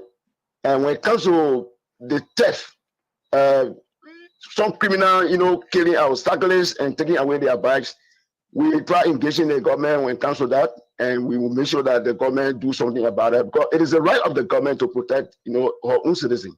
You see, so every now and then, cyclists are being killed and their bikes are being taken away. Quite recently, it happened even around the Abe area, where a motorcyclist was killed on a road leading from Hawaii to go to the 26th area. The motorcyclist was killed there, and now what we did is that our task forces, the National Federation task forces that are there, we have decided for them to work along with the PPD to make sure that they have a night patrol on our route, leading from Habe going as far as Kataka. You see, we try to initiate that. So the National Federation is doing everything possible to make sure that the cyclists' lives are protected and their rights are also protected. And when it comes to the issue that got to do with... Hello? Oh, too bad. Let me try to reconnect with him. I hope he's not still answering the question while he's off. Yeah, let me try to reconnect with him. I hope I didn't get harmonized as well. No, I can't be harmonized. Welcome. So, can I make him go to that? I went off the line. I don't know. Yeah. Go ahead now. You're back. Yeah. Yeah. So, like I said, within the Habe area, we try by all means to work along with the PPD. Our task force is currently working along with the PPD to make sure that the road leading from Habe going as far as Kakata, are being patrolled on a daily basis. So we're doing that. And it is the right of this government. In fact, we as private citizens, it is the right of government to make sure that our lives are protected. Not only the cyclists alone. In fact, in a Ghana belt and some part of Monrovia here, we have people who always, terrorize our citizens during the night hours. And these are some of the things that the government need to really do something about it. So you as a leader, what are some plans you have? We know the government will come in, but your own plan you get. Yeah, our plan, like I told you, the task forces, we're using our task forces to make sure that these criminals, those who continue to, we have for our riders, are being chased out. Okay, so you're already implementing the plans, right? We are implementing that, of course. Okay. Even the one I told you, we try to implement. So that we are implementing that. Thank you, Shirley. Your final question, Shirley. Then we move to Emmy. Okay, my final question goes to John. That's my question now. So Mr. John, so I heard you have like 2 groups, right? Is that right? We have 1 group. Oh, okay. So I guess probably okay. So you have 1 group and you are the leader of that group? Definitely. So as a leader, wait, I'm coming. Philip, not Philip, but Harris. Do you guys have 1 group? We have 2 groups. We have the National Federation and the Federation of Luther Tape and John King. Yeah, we have the National Federation that is being headed by me, and we have the Federation. I'll bring all of the documents to you tomorrow. I'll bring all of the documents to you tomorrow. All right, so can I move on with my question? So, I mean, I'm hearing 2 groups. I'm hearing 1 group, but I can still ask my question. We have 2 groups. We have 2 groups. We have the National Federation of Motorcycle and Transport Association of Liberia, NAFONTA, And we have the Federation of Motorcycle Transport Union of Liberia, Form 2, that is being headed by John Kenyon, and his co-chair is Reverend Luther Tappe, who is the current co-chair for United Party. So those are the two groups. I want for John to be clear. Let John be clear and tell the public, the truth. But what I get to do with it? What I get to do with it for the safety of the public? I don't want you to politicize the thing. It has nothing to do with the safety of the public. Can you please let her ask her question, please, gentlemen? Okay, go ahead. Yeah, colleague, please. Let's give Shirley her time to ask a question, please. So, John, what is the process you have in place for someone to be part of the group? Is it setting qualification or registration process that you have? How do you identify someone to be part of the group? How do you identify your group member? Because I heard you say that you have no idea about the protest yesterday, and you didn't know any of the people that were there. But yet you just said you have one group and you are the head of that. All right, thank you so much. This country, everybody has the right to freely, according to Article 13 of the Constitution, move through the length and breadth of this country. And but then there's a phrase there that says, as long your movement does not contravene the organic laws of this country. But people fail to realize that. All right? And with what happened today, we are saying, not that the cyclists, I do not recognize the cyclists. I am saying to you, it was not appropriate. The gathering for people, for the two politicians, we have been following Honorable Yeke over the few period for the past time. We have been following Safoko for the past time. We know what they have been doing and what they have been saying.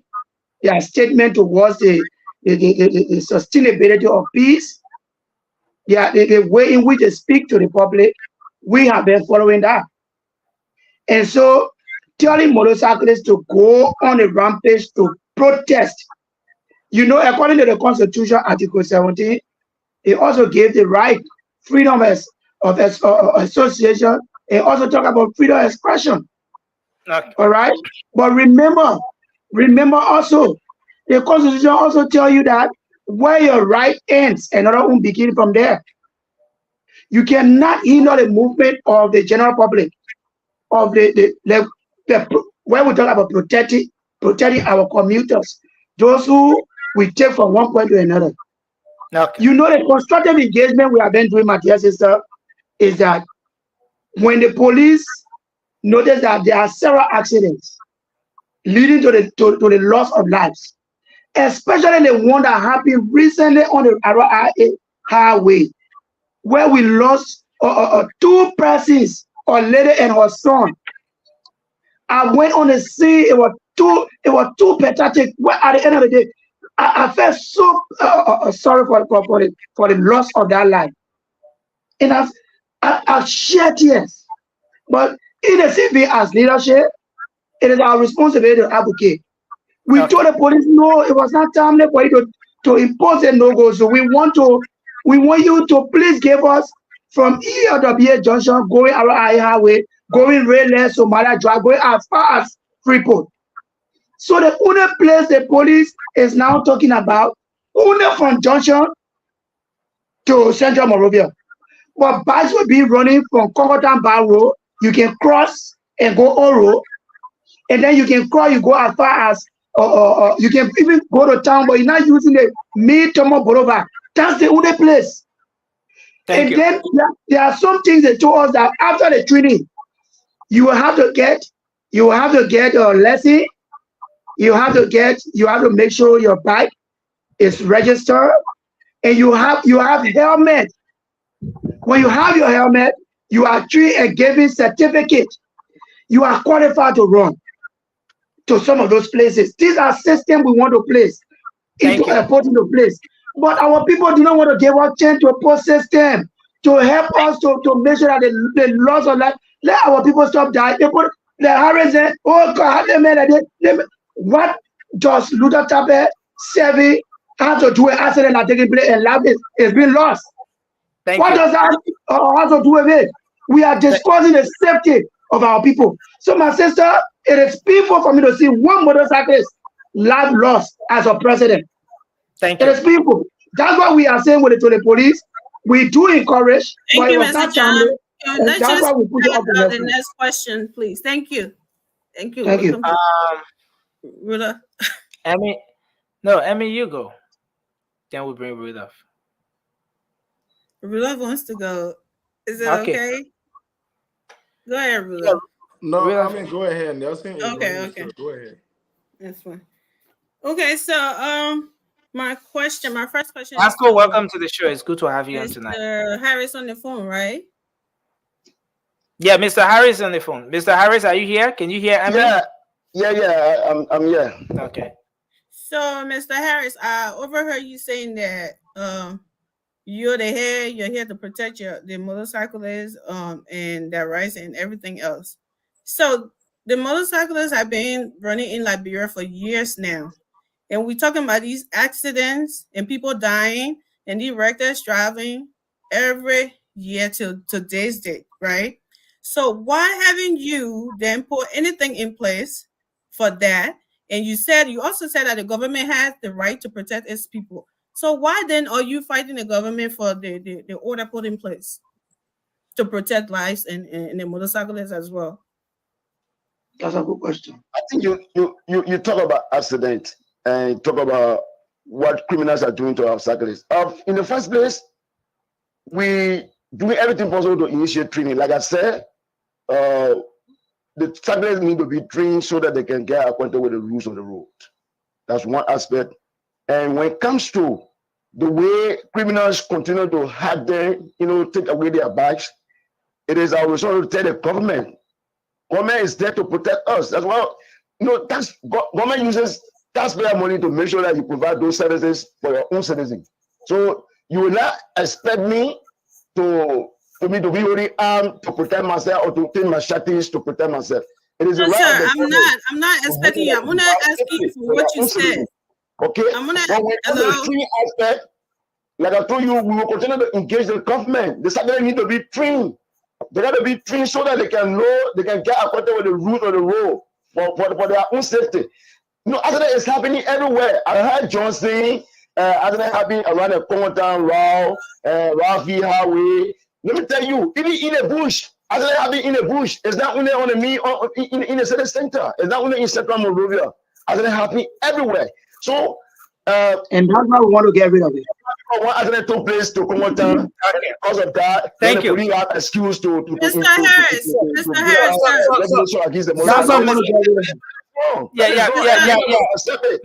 Harris, Mr. Harris, are you there, sir? I just want you to yes, please. I do understand everything that is going on, and I do understand that the risks that the motorcyclists have as well with criminals and everything, and that's why the police, the government has all of these in mind, and they have to do what they have to do to protect it. But if you have people like you saying that you're the leader and you're fighting the government for putting rules and stuff, then how then can you come here and tell us that the government have rights to protect these people? This is the question I'm asking you. And this has been going on for a while now, for the time that motorcycles have been there. So why haven't you done something to stop the government from putting these rules that you don't like, from opposing these rules on the motorcycle? That's what I'm asking. I know the whole break thing and stuff, but I just want you to tell me, what have you done, or why haven't you done it to stop the government from doing what they're doing now? Or if you say it's the government responsibility, then why are you fighting them from taking care of that responsibility? The government, when it comes to the issue that had to do with accident, the imposition of the no-go zone on motorcyclists, government is saying that because of accident rate, most of it around the Congotown Route and out of the Rafi Highway, because of that, they're trying to impose regulation on the motorcyclists. It's not that. No. Like I told you, accident happening everywhere.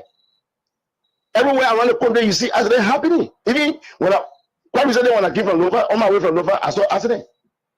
Everywhere in Liberia, you see accident happening. But cyclists can be the one contributing to national revenue, paying their taxes, and you want to restrict them, you want to restrict their movement. It is wrong. And it was something about, of course, it is wrong that you're going to make sure to impose. You say Article 17? Article 17 says what? Let me go Article 17. What is that? I'm trying to talk about the freedom of association, freedom of association, okay? And of course, you also talk about freedom of movement. There's no right to restrict a Liberian for their own movement, no. Okay, and the cyclists, like I said, the cyclists, when it comes to tax paying in this country, the cyclists are one of those that are paying taxes to this government. Mr. Harris, thank you. You cannot come with a regulation against the cyclists and stopping their movement. That's what we are doing. Thank you, Mr. Harris. I'm trying to let me come in with a final question. I'm trying to get police spokesman Moses Carter on the line. I hope I can get him. But I mean, come in with a final question, and then we can bring in Rudolph and then Vasco. Who's your final question going to? I mean, you are muted. It's not my final question. It's my second question, Nelson. So I understand your answer about freedom of movement and everything, but other citizens have the freedom to live as well and the right to live. So Mr. Philip, I do admire all the rundown that you gave us about safety and all of that. But when you met with the people, you said at Waterside or whatever, what did you tell them that they didn't listen to you? Was it the same thing that you explained here to us? Or it was something else? The first thing you do when it comes to the epidemic or the kind of crisis, because the whole sector is crisis, the first thing you need to do is to get all the stakeholders together. You need to sit down. They hear from you, you hear from them, and then you'll see how you can forge ahead. Like you're hearing it right now. Nothing you get out of the whole conversation besides politics, pointing finger at each other. This thing they're doing is business. It's business.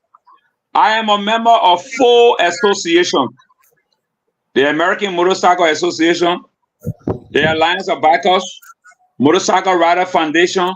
All the motorcycle organizations, they have advocacy components of their associations. When it comes to business and the other stuff, you do business. If these guys will just concentrate on business and divorce politics from there, the sector will be profitable. Like the other guy was saying, people can ride motorcycles and be ministers. In America, the same thing. We got motorcyclists from our sector. They are representatives and senators. Motorcycle is a vehicle. It's not anything to overlook. It's a vehicle. So the question you asked me, Ami, is that when I told them, I said, look, there's a need to have training before the key. And I just didn't say it. I had it on TV. I had jingles prepared on radio. We ran it for years. But our people left free things. They're not asking the government for the right thing. It is the government's responsibility to provide training for motorcyclists. But this is how it goes. You either take the money from gas or you take it from vehicle registration. How to do it in the States here? When you every vehicle that register, a certain percent go to a certain account. There are companies here, motorcycle safety training companies. That money goes to them. Then they will tell you want to ride motorcycle, is free. So all you got to do is to sign up and you go, you get your training. You got to pay 1 cent to anybody. You go there, you get your training. That training is already paid for. From the gas you buy, from the lesson plate, the vehicle you register with. And to be frank with you, I mean, if we continue to entertain politics in everything we do in Liberia, we're not going nowhere. Because the reason why hardship is in Liberia is the insurance industry, which should be making money, is not making money because of politics. The government don't want to insure her vehicles, so the private and commercial cars can't insure. So all the insurance companies in Liberia have broken down. Before 1990, there were tons of insurance companies that were doing everything possible. But right now, all the insurance companies, they are down because we got 350,000 motorcyclists. You know how much money that will be to the insurance industry? And you know how much money the insurance industry can contribute towards training? So what the government need to do, as I speak to you right now, we got communication on the police director's decks. We got communication at the Ministry of Transport. We got communication with all the stakeholders. We even got communication with these two presidents. And we just asking them for all to sit down and let's discuss these things, how we can move the sector outside of politics. We can do politics when it comes to campaign time. After campaign, we put politics aside, we do business. Thank you. But you want to do business 6 years, I mean, you want to do politics 6 years, we're not going nowhere. Thank you, Mr. Woods. Thank you a lot. Last question was John. Okay. Now, see, I thought it was 3 questions. Okay, what are the next one? Ask your final The question. last one was John. so from what I heard from you, Mr. John, you're not for your cyclist. Mr. Kim. Sorry, Mr. Kim. So the whole thing is not about you agreeing with the government on. You are agreeing with the government on certain areas. It's not to stop motorcyclists from riding cyclists altogether. It's just certain areas that you don't they don't want them to go, and you think that's reasonable enough. Is that what we're hearing from you? Yeah. Okay. So thank you. So thank you, Mr. Nelson. So just to expand on that, bikes are going to be running everywhere. Yeah. Bikes are going to be running everywhere, except from ELW junction, where the accidents are always taking place. And we said the reasonable aspect is that the police is waiting to work with us to have our people trained. And in fact, the Ministry of Transport has assured us that there will be about 40,000 helmets that we're supposed to be giving to motorcyclists free of charge. So we are working behind the scene. Okay. But those guys want to politicize it. They want to politicize everything. It is not benefiting the cyclists either. Okay, so let's bring Rudolph in. Rudolph, coming with no, let Vasco go, then Rudolph will come in. Vasco got issue against him, but it's okay. No. I don't know. That's what I'm saying. All right, go ahead, Vasco. No issue with Rudolph. Rudolph, today is your night. Tonight is your night. That's it. Please let him be coming before me because you always complaining. Look, my brother, how you doing? I am okay. Okay. So Vasco, just so you know, we have 3 persons on the line. Mr. Woods here, Mr. Keon, and we have Mr. Harris on the line on the other end. Yeah. Oh, so okay. go ahead. You can decide who exactly doing? you're directing your question to, and then we can do that 3 questions quickly. All of my questions going to John. Oh. All of my questions going to John. Okay. Yeah. So, my first question to you, John, is this: are you saying you're in the interest of the motorcyclist, and looking at the economic situation in the country, knowing what it takes for people to survive in Liberia, and looking at our population, the number of people that depends on riding a motorbike to be able to feed they and their family, to be able to send their children to school, but you are telling us that you're in the interest of them. How can you reconcile that statement? You're in the interest and you advocating for the guys, for the police or for the government to get them away from certain part of the country for them not to run. Then I'm confused. If you say you're in the interest of them, how can you reconcile that statement? Well, thank you so much. I take that question as a promotion question, all right? Okay. We want to see our people live. Let me tell you one thing. It is not because, even the Bible said it, do not spare the rod for the child to spoil, right? I love the people, but it doesn't mean I should allow the people to be making accidents and dying. I love the cyclist sector. I have been in the sector, I've advocated, I have been through a lot for this sector, my dear brother, before becoming president today. In fact, I operated a commercial motorcycle for 8 good years. And I know what it takes to make 500. I know what it takes to make 1,000. But let me tell you, I have been in the vanguard of pushing the agenda for motorcyclists to be respected as, not just because they are motorcyclists, but as peaceful citizens and positive contributor to the growth and development of this country. And let me tell you, if you lead people, you have to lead them in the right way. I do not want to see one of my wives as a president general who was elected, where there will be numerous of accidents and nothing is being done about it. Then I say, I love my people. If I love them, I should put measures into a place that will save lives. And that's why we are saying that we're going to work with the Ministry of Transport. We're going to work with international partners. We're going to work with the Liberia National Police to ensure training and certification that you'll be satisfied. And not just that, we want the issue of security. You know, the sector, people who are looking the sector, but when it comes to security, the sector play a vital role. We want to see if a single back rider leave from a red light to go anywhere around the country. They should be identified with a specific color, with a specific number. The number is on the helmet, the number is on the jacket, the number is on the motorbike, the number is in our system. And if that man commit any crime, immediately you call us, you say XYZ number just pass here and did this. We will go into our database and locate where that person is from. But if we say that, say we love the people, man, we love the people, advocate, and the people are dying, no system. Are you going to trust me for any other leadership tomorrow? Thank you. If we cannot control the sector, so we are waiting to making sure that our children, we are waiting to making sure that motorcyclists are people considered to be social but non-living thing, regular people, not law-abiding people, to be law-abiding and respectable people that would carry. You know what I do with measure body? Nobody's going to ride motorbike with underwear.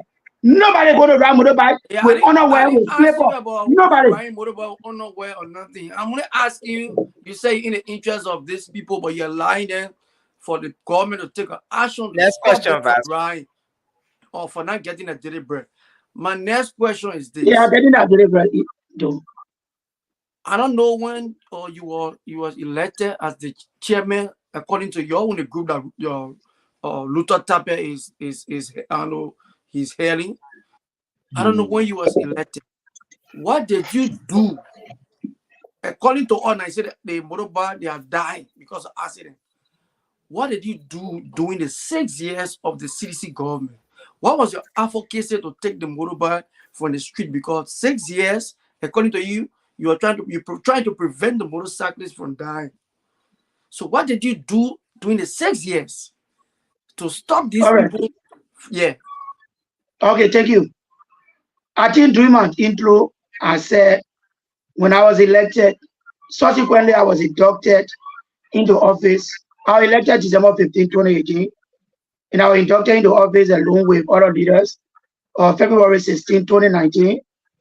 2020 we went to May 10 election. And I refused for my leadership to pledge support to one of the candidates in Mosurado. And because of that, there are so many players that were presented to the government. They said they couldn't support it. They said they couldn't support it because which plan you presented to the government? One of the plans was we wanted to see our cyclists be uniform, wherein it would rather leave from here and go anywhere we identify them. We wanted all of our riders to have helmet and well attire. And secondly, we wanted complete system to be put into place. They should support us in training. The only group that supported us in the training was CRS with support from USAID. But government at the time, they said they would never support me because I refused to pledge support to Tomo Para in Mosurado. Okay. So It was never supported. No, Vasco, you already asked your 3 questions. Yeah, Vasco. no. No, you asked 3, Vasco. Vasco, you asked 3 questions on the show. Two questions. That's it. But why are you begging for 1 question, Vasco? No, I You are asked showing 3 fingers and saying you asked 2 questions. I'm supposed to ask the 3rd question, Nessie. Okay, please do that quickly. And I would appreciate if we were to have our answers just brief to the point, because we are seriously running out of time, and we need to get our folks to call in. Yeah. So, Maggie, today is her birthday. I see you in the background. I will my keep you in the brother background John. for a while. Do you I really said, don't want? try it till now. Don't you try really it. want your friends, the other motorcyclists, Go. to really take you serious, because your organization that you head, the chairman of the Unity Party is a board member, and he's the chairman of the board member. So you think the other guys, do you think those guys should take you serious, that you in the interest of them? Because I guess the most of them feeling that you're supporting the government, you're supporting what the government want to do to them. They should take you serious, or they will not take you serious. Your board chair is the chairman of the Unity Party. What you have to Well, thank you so much. Like I said earlier, the association leadership, they all have come together. Like I said, I will share that document with Nelson. I hope tomorrow you can be able to share with you guys on a platform where all of the leaders from Nakota. No, you can mute dog. Come on. I mean, mute your dog before I can start. The dog is outside.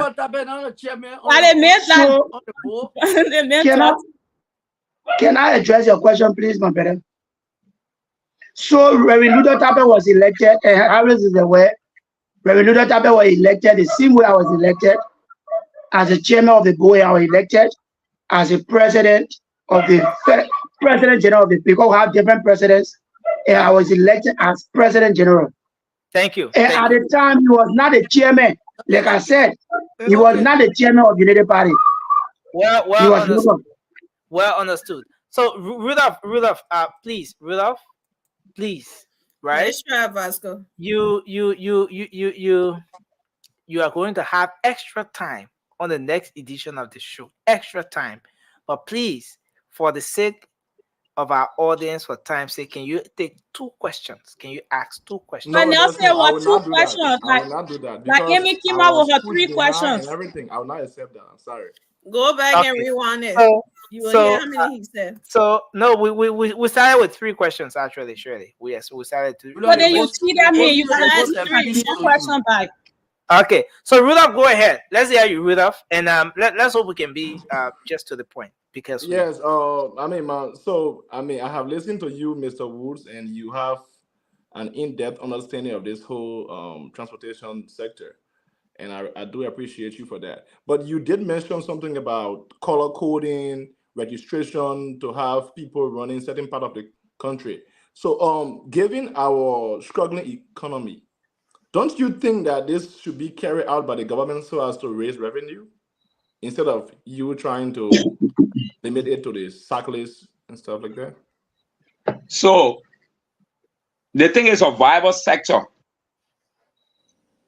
They got money. So because you see, the moment if the government, there's an act that is created to say, hey, this is training, then the people are looking up to the government. They're not looking up to politicians, not looking up to individual.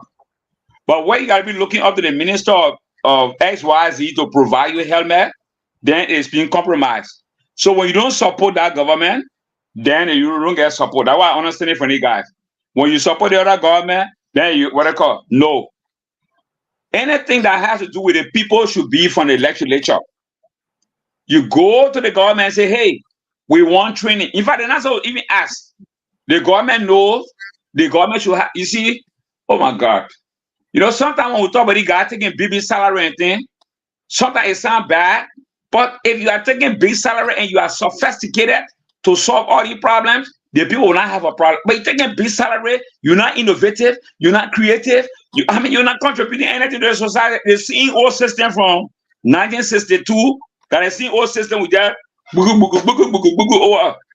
Thank you. Everything I'm hearing from my brothers here is just pointing finger, and we'll be doing it for what? 18 years now. Since 2006 to today, we still pointing finger at each other.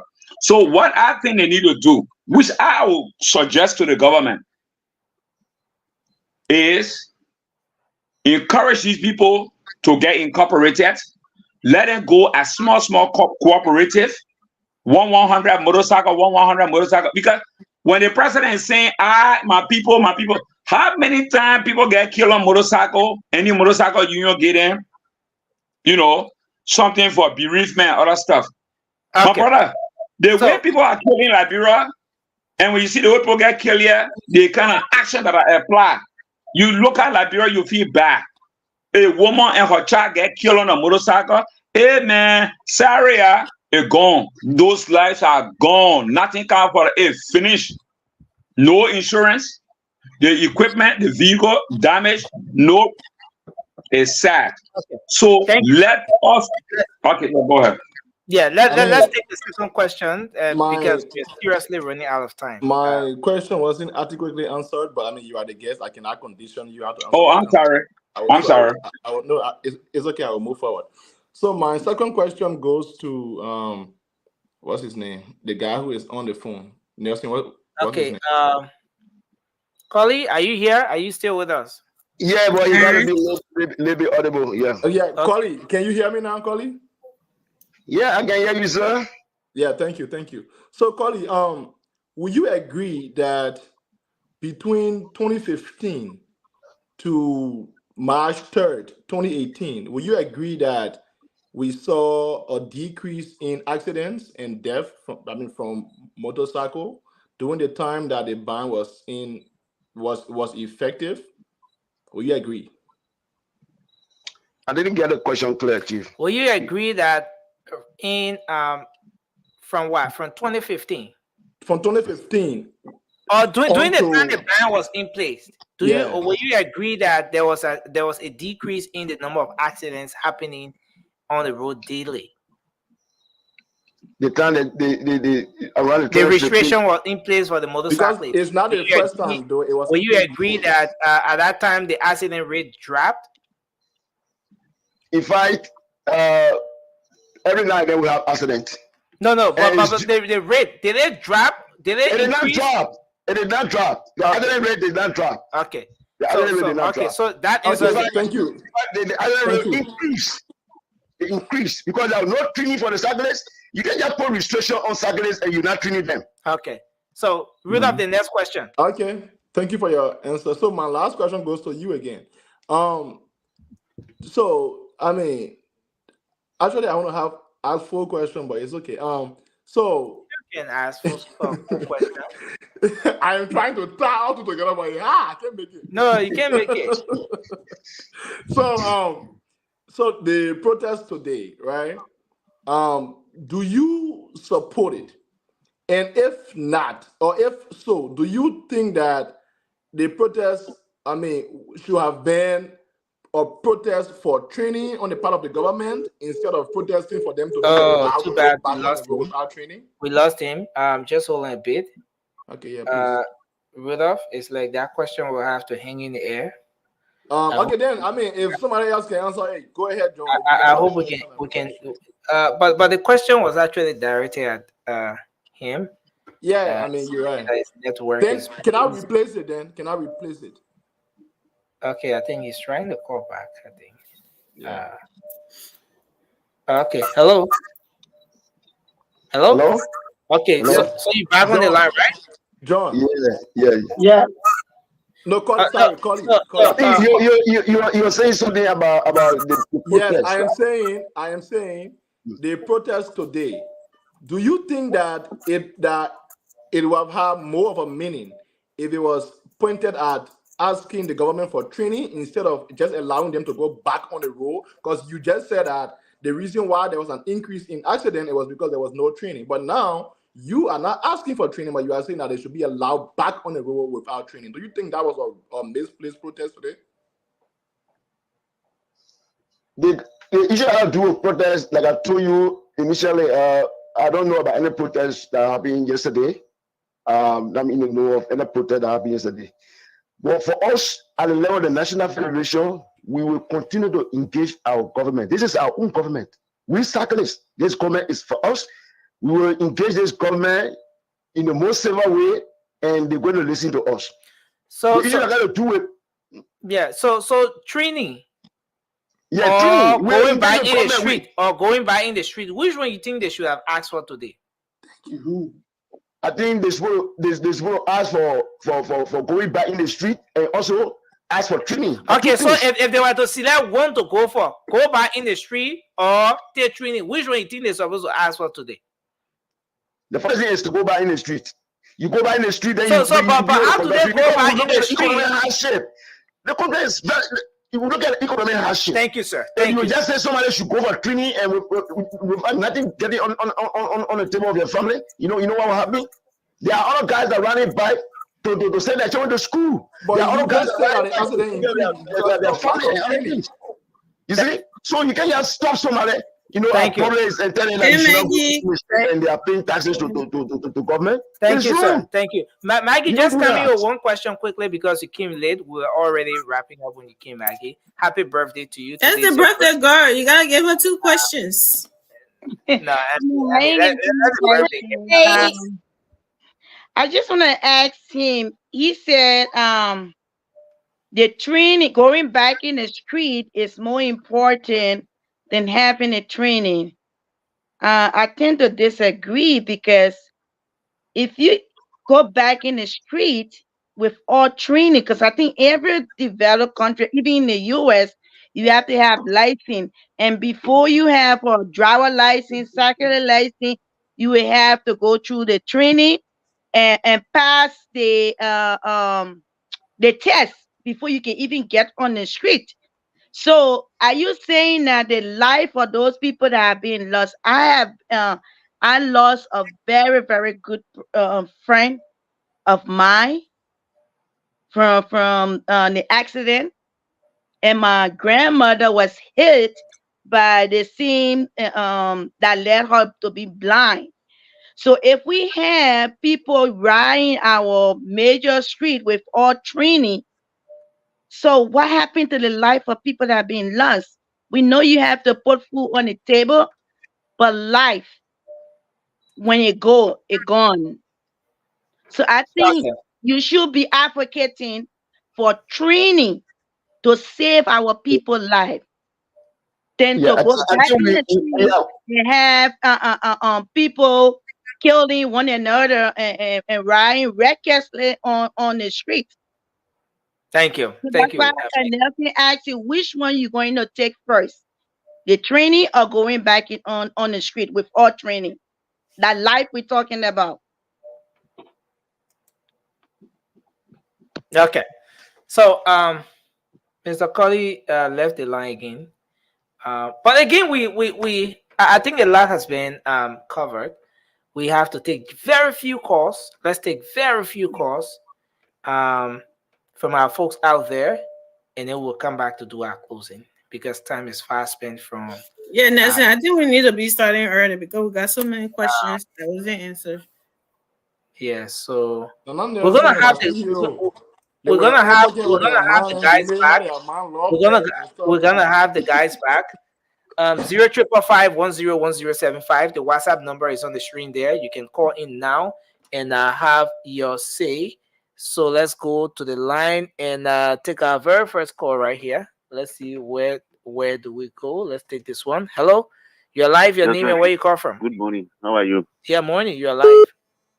Okay, I want to make a contribution. This is what I want to say. Yeah, your name and where you call from quickly. My name is Domingo, so I call from District Number 6, Monserrado County. Go ahead. I think the problem is that people at the Ministry of Transport are not versed in the transport sector, especially when it comes to land transport with reference to motorcycle and tricycle. I think Mr. Woods is saying something very good. Very, very well. And that's why, for me personally, I think our own government should have people who are temporarily educated in these areas. I did economics with vast idea on transport economics. Okay? And Mr. Woods was saying there should be a medium of identification either by color, by number, Okay. or some means. Thank you. But motorcycle and tricycle are vehicles. And there isn't any reason why the government should prohibit them from running in any part of the country. I myself risk my job. Thank you. For the people of this government. I think they are in the wrong direction. Thank you. And Gregory is not in touch with current day reality. Okay, thank you very much. Let's go there and take this person. Hello, your name and where you call from quickly. Hello, how are you? Yes, sir. Let's hear you. And I call you from Congo Town. Yeah, go ahead quickly. Yeah, I just wanted to walk. I even wanted to walk to school to join the conversation. I'm a motorcyclist. I'm a graduate of the University of Liberia with a degree in biology.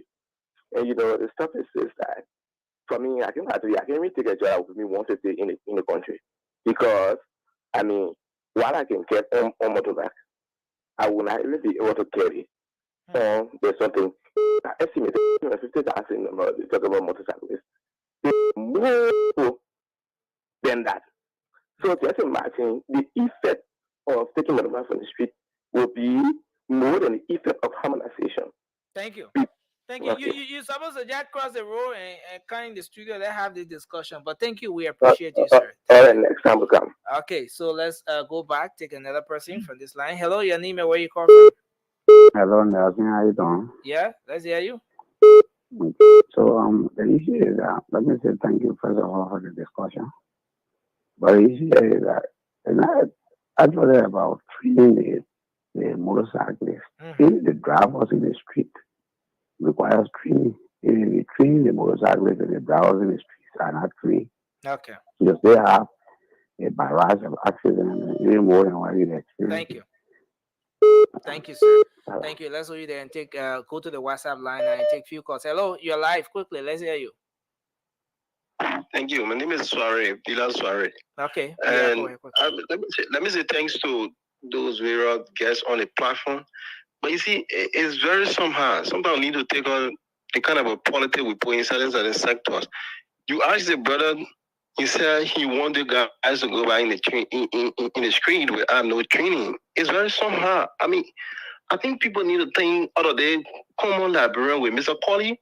We appreciate that you've been there for the second, but let some level of training be indoctrinated into this guy for them to understand that, there are standards in every country. There are rules and regulations around the play. Thank you. Thank you. Thank you very much, Peter Soare, for your input tonight. Let's take this person. Hello, your name and where you call from? Yeah, hello, I'm from Johnson there. Yeah, please go ahead quickly. So what John was saying, I don't know if it's like on a unity party government I feel like can take that program for motorcycle. But I think my understand the thing what the other brother was saying about the training, I think it could be the best way. Yeah, just wrap up. Why you not talk about accident because even if it's here, how many accidents have took place on like Congo Road? So it is not about accident. Let them think another way to train people. Thank you. Thank you. Let's bring in the WhatsApp call. Hello, you're live on the show now. You're just coming on live. Oh.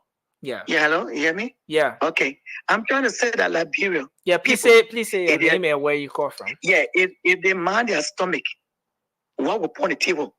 That country it will not develop. It will not go forward. Except a hard person. I don't care if you do the right thing. Before motorcycle get on the street, let them get lesson. Let man say, let young man say, we jacket, number one is the right thing to do. Okay? But if we mind our stomach, and our stomach suffering in our country will not develop. Please say your name and where you calling from before you go here. My name is Peter Pibare. I'm calling from New York. Okay. And also let me just tell you Nancy, the motorcycle there, some of them there, they are criminal. A lot of people that doing that poverty on motorcycle. So what that young man said, the other man that's now on the show, he said the right thing. That guy that on the phone, he's not correct. Let respect everybody on the thing. Yeah. But thank you. We appreciate your input. Thank you very much, ma'am. Okay, so we'll take two more calls and then we wrap up with the calling segment. Let's take this person. Hello, your name and where you call from quickly. Yeah, my name is called Carlos Kume. Yeah, Carlos, go ahead quickly. Let's hear you. Very much. We all get the same point. We cyclists, we have rider. Car, we have driver. And the thing about the system is, anybody can be a writer. So if we open this type of room, on this type of government, in this type of country, it will create problem. Let there be rules and regulation. Okay. Thank you. Secondly, we write. We have bicycle. Thank you. So now everybody can afford bicycle to ride. So if there is no restriction, then people just want to continue to move the way we want to move, then we don't have any government. Thank you very much for your input, sir. We appreciate you. Thank you. Thanks a lot.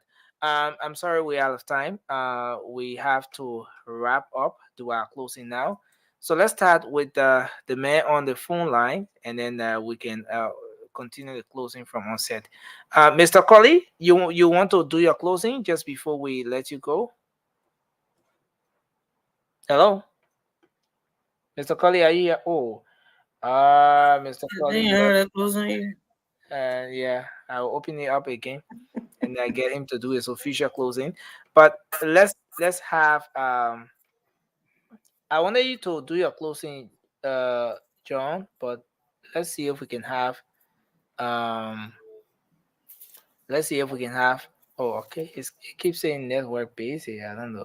But okay, so he's calling back, that's why it's been interfering. But Mr. Colley, welcome back to the show. I think you listened to some of the callers. You want to do your closing? Anything you want to say in closing? Yeah, I went off the line. I didn't listen to most of the callers. I didn't listen to them. But anyway, I want to say thanks ever so much for having me on the show. Okay. I'm available anytime. Like I told you, we will continue to talk to our government so that the right thing can be done for our cyclists. Okay. So for me, I'm not a politician. I'll continue to be a private citizen. I'm not engaged in politics like John Kenyon, no. So once you get involved with politics, we don't want to do anything.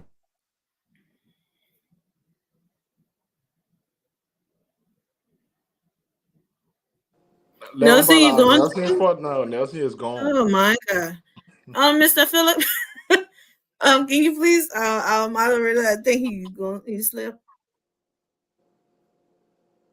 You are muted. You're muted, sir.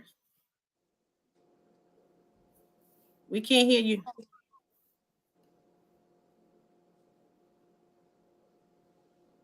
Maybe Nelson put you on. Yeah, he did. Okay, so first of all, I want to say thanks for the opportunity. And this is 18 or 19 years since 2006. We're talking this motorcycle thing. It's a serious thing.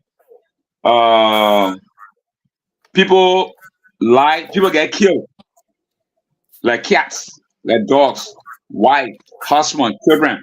I sit here, I got tons of pictures of accident. Every accident that happens in Morphe on a daily basis, I receive the graphics. Some I can't afford to see. And at the end of the day, nothing come out of it.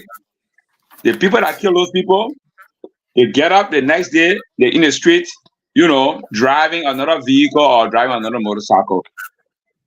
Considering what I see these guys doing over the years, for me, I have spent 14 years of my life trying to contribute to government or trying to contribute to Liberia, void of politics. Because if we get politics in moving Liberia forward, we'll not go anywhere. So when it comes to the motorcycle safety sector, I don't mix it with politics. So what we're going to do, our institution going to do, we're going to recommend to government and we're going to make the recommendation public. Because if we wait for the various organizations to go and doing it the way, our people will continue to die.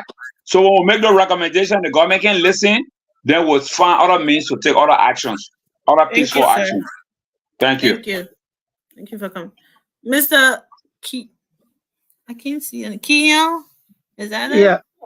Okay, Yeah. thank you. Can you do your closing? Come in, please. Well, once again, it is a great pleasure being on this platform.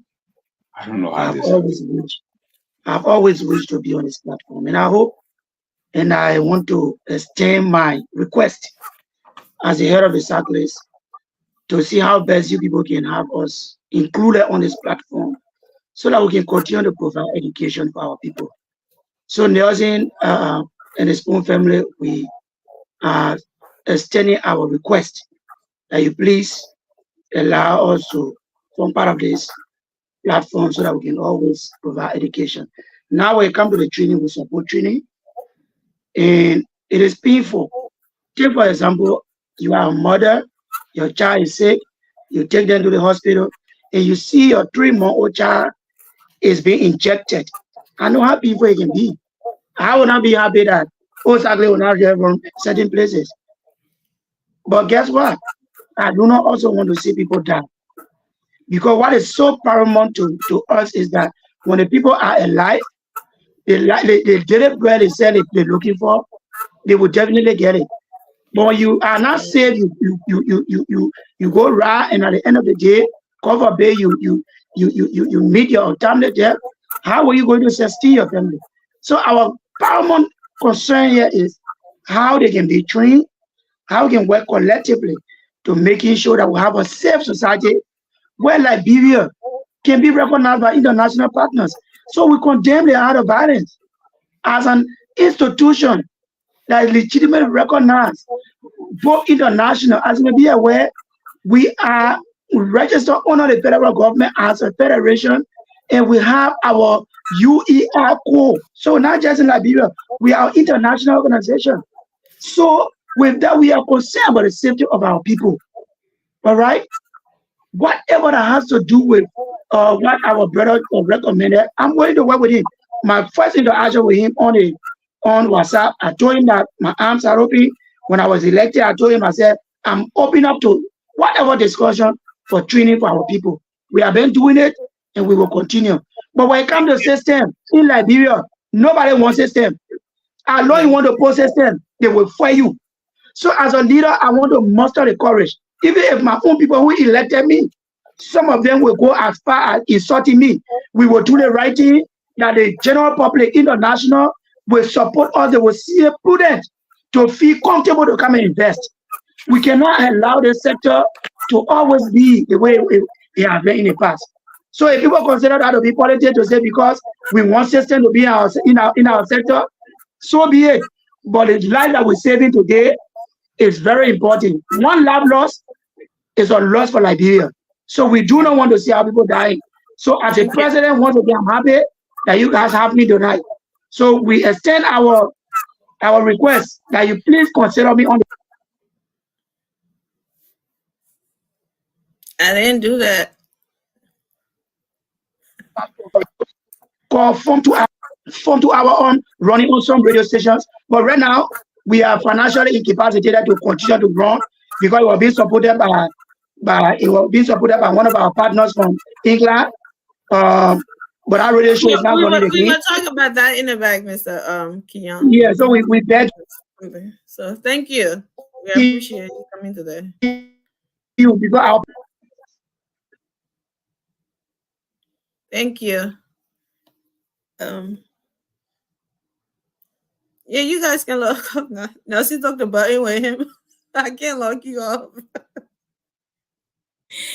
You got love. You can make it. I mean, it's okay. Mr. Philip and Mr. Keon, you guys can log off now. Nelson took the button with him, so you can do it yourself. Thank you. Thank you. Okay, people, let's do our close. Who wants to go first?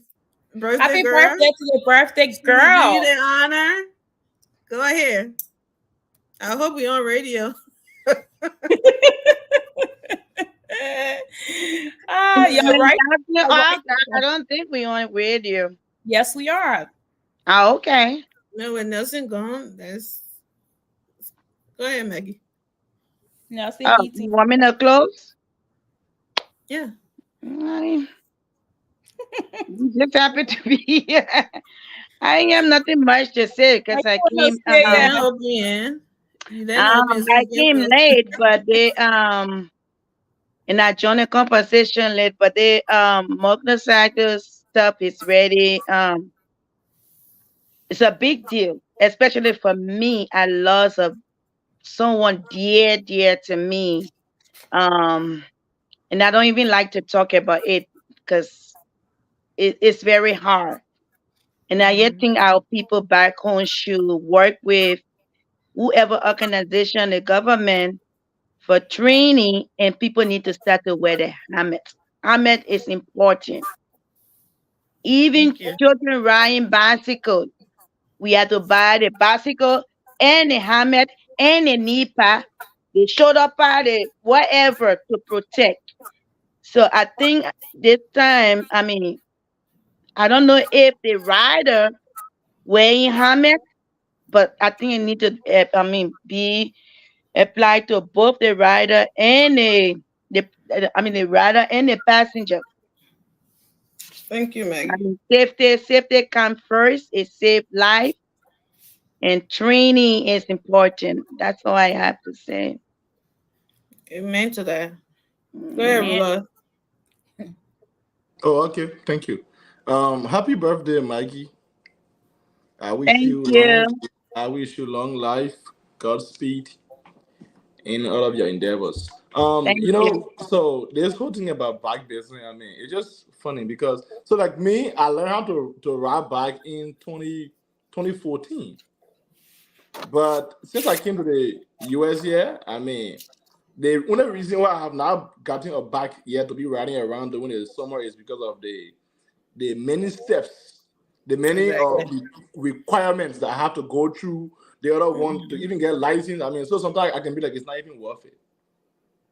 But we are in a country in Liberia where you can just teach somebody behind a horse today, tomorrow they will be on the traffic with somebody behind them.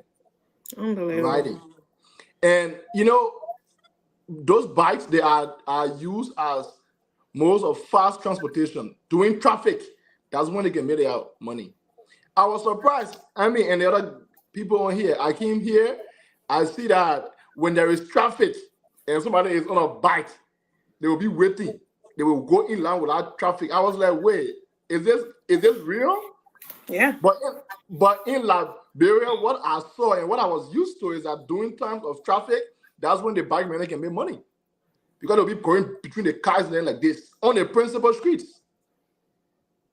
So I mean, there is a need that we introduce laws and orders. I mean, Mr. Cody was a guest, so I could not counter argue with him, but he was wrong when he said that the accident increased during the period of the ban. He was wrong. And yeah, we look forward to having laws introduced and implemented in our country so that we can save lives. Because I mean, you have to be living to provide for your family. You cannot be dead and do it. So lives will be protected first. Thank you. Absolutely. Go ahead, Vasco. Oh, may Vasco last. I'm just kidding. Happy birthday to you, Maggie. Thank you, Many more years to come. Look, I see you're talking about the motorcycle, dying and this and that. Hey, man, death is not just for the motorcycle. You know how many people just die the few times in vehicle? Death is something that nobody can escape. I don't think those guys that usually die doing the motorcycle accident or motorcycle accident, I don't think they do it intentionally. That you see danger and decide you're going to kill yourself. That's what they say, accident. So that shouldn't be any excuse for them to take them away. Look, the Unity Party is the party that introduced motorcyclists or motorbike in our street. Terror time, it was in there. People had a Yamaha and other things and they used it to go places. But these people came, they grouped themselves, they brought the keke have all up to them. So from every 12 years and Georgia 6 years, a lot of Liberians, a lot of young people are taking this thing to be their way of life. They are very used to it. Like I always tell you people, they told you that George Wilder never had the strength to take these people away. But some decision you would take, I always tell people, Liberia is a country that some things you just need to live it. Yeah, oh, Jesus is Lord. Yeah, listen, Liberia is we listening. Oh yeah, Liberia is a thing. It's a country that But you got to know something you just need to leave it. I'm telling you, the people that live in our country, and Maggie, maybe y'all be thinking that because we're in America. I mean, I don't vote for you for president. The way the people think over there is quite different. You're seeing the response from the people. This is something that the police looking at to be their own safety. But you see how they're reacting to it. That's what I'm saying. Thank you, Vasco. Want to cause serious problem. We'll come right here, we'll talk it. That's something Thank like you. You leave it. You leave it. Jesus. I really want to say Go ahead, something. Shirley. No, your turn over. Maggie, your turn over. My turn over, Vasco. You're not My responding turn to me. over, I sorry. remember I don't vote for Vasco for president. Go I'm ahead. telling you, Vasco, I remember that because you saying that no system because people think one way. Thank you, Sister Shirley Tom. People listen to my Johnson, we gotta go. I didn't say Ah, no system. the birthday girl trying to Sorry, I'm not taking your time, oh, but just something is go ahead, my sister. Sorry. I just don't understand how Vasco have to bring politics. I mean, like he can try not to, but he can't help it. He just cannot help it. Lord, but he can't make it. Vasco has to squeeze some kind of politics into him. I mean, like honestly, Vasco. Like what you talking about? Like sometimes that's what I wish I just gone before Vasco, but Vasco just can't help it. It's okay. Some things that you can't say it. Vasco, you right. Some things you just not supposed to say it, but you can't help it. You would still say it. But happy birthday to you, sis. Thank Wishing you. any more healthy years and yeah. Happy birthday, Maggie. I hope nothing compares to sing you the song. Closing, you know. Oh, you done? Oh, yes. I think you were done. Go ahead. Emin is trying to cut me, but let me do my I closing. already told you you still got time, but the way you're cutting off, I think She still have a lot of time. She ain't started yet. No, happy birthday to our sister right before I go into my closing. We would do that at last. We don't want Nelson to come back and tell us that we gotta go. I mean, I felt like none of my questions were answered, and yeah, me too. That's me. Some of the questions were yes or no. I didn't get yes or no, but yeah. So our people's safety come first, and in order to do so, I think it's important that they go through the proper training.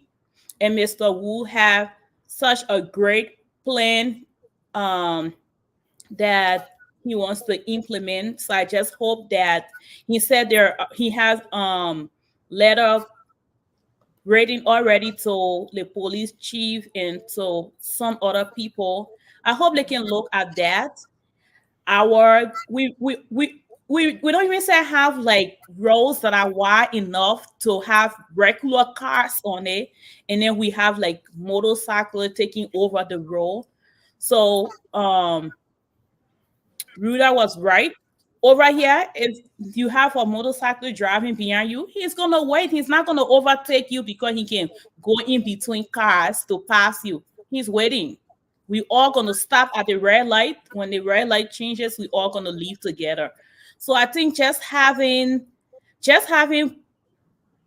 plan in place, having like procedure in place that they can follow, making sure that the motorcycle can register, they can obtain a lesson, they can go through the proper training that will help. Then it will also be safe for people that want to get places, and like it's easy for me to get on a motorcycle to get to a place. It will be safe because they are trained. They not just people that just get on the street and because they land in some kind of corner, like the other man said, that they can get on the street. They should go through the proper training. Everyone should go through that training, get their lesson before they can get on the street to ride their motorcycle. So that's all I have to say, but even take tests. Yeah, that's what I'm saying. So they have to go through it because if you're going to go get your lesson, you have to take a test. You have to take a test. You have to take a test. Driving test, rating. I mean, not everybody will be able to read, but they need to protect themselves as well. Let they get the right things to protect themselves. Thank you. So Why isn't he back here? Somebody said, what happened? So, Ashford said, what happened if you bought a car? So, first of all, this guy keeps saying, and Vasco keep iterating this thing that, oh, people need you doing it when you taking people did it breath from them, you taking this from their mouth. No, that is a lie. You heard the guy saying that they are not taking anyone did it breath from their mouth.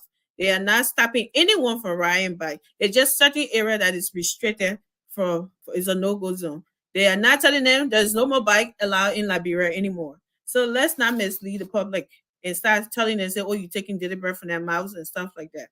Secondly, Claudia said that, oh, and Vasco also said that there are always accidents, people always dying, and this and so. So because we always have accident, Vasco, so we should what? We should increase it instead of trying to find a way to decrease the accident. And when we've seen things that a lot of people just say it, people just go behind the house and then one day they're in the street because they don't know what they're doing. So there are a lot of accidents, Vasco, that can be avoided, that can be prevented. Okay? So accident, if I don't know how to drive car, I go get in the car and start moving. What do you think gonna happen? If I don't know what to do, I am gonna crash. That was an accident that could have been avoided if I never got in the car in the first place. So everything that said accident doesn't mean that you cannot cause an accident on your own. No, nobody said that. And then somebody would just decide to go kill themselves. No. But there's some, if you don't know how to do something and you go force yourself to do it, and you got other people in the way, everybody going. And that's something that the government's trying to avoid. So I don't know what's the problem. Like the lady said, if we mind our stomach, nothing good will happen in the country. Because it's nothing, the government is not stopping anybody from running. It's just certain places that they are causing chaos, they are stopping them from going. It's not taking, you can run everywhere else. So I don't know why we're telling people say, oh, taking food from their mouth and this and that. We need to stop that. Okay. And then our people need training, need insurance. Like what's the name? Mr. Phillips said, you go kill people and then you just say, oh, sorry, and something, and nothing comes from out of it because you don't have any knowledge of this bike you're riding. You just go ride and hurt people and kill people, and they just go in vain. And you want that to happen. That's what you're advocating for. If the government's trying to put a stop to that, then it's a problem. You vote for government to come into for change.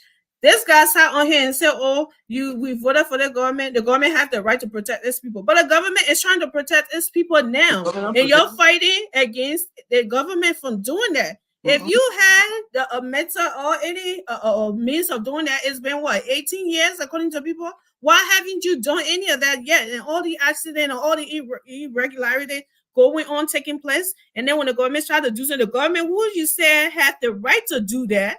And now you're saying that, oh no, you can't do that. You can't do that. Who are you to tell the government trying to protect its people? Like you said, mister. So you contradicting yourself.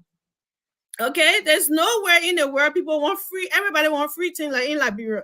You buy a bike, you're supposed to have your own helmets. You're supposed to learn how to do everything. The government don't have money to be giving these things free to everybody. Training, you have to pay for it.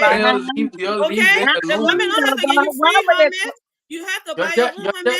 You cannot close can I say, why did the motorcyclists want the government to provide helmets for them? Where that happen? Even if you buy a motorbike, you buy a helmet, and you ride.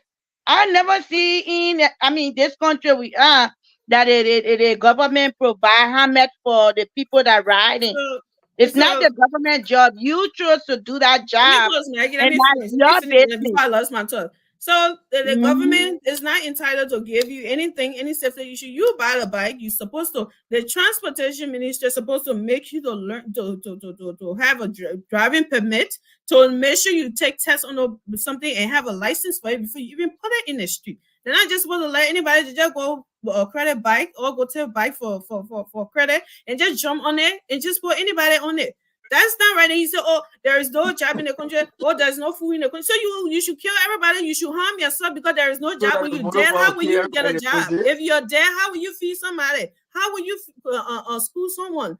So those are all wrong things. And you're somebody, oh, they voted for the government, you voted for the government to do something, to give you something good. Not for it to allow you to do business as usual and just let everybody run around like we are in a zoo or in a jungle, that everybody doing their own thing.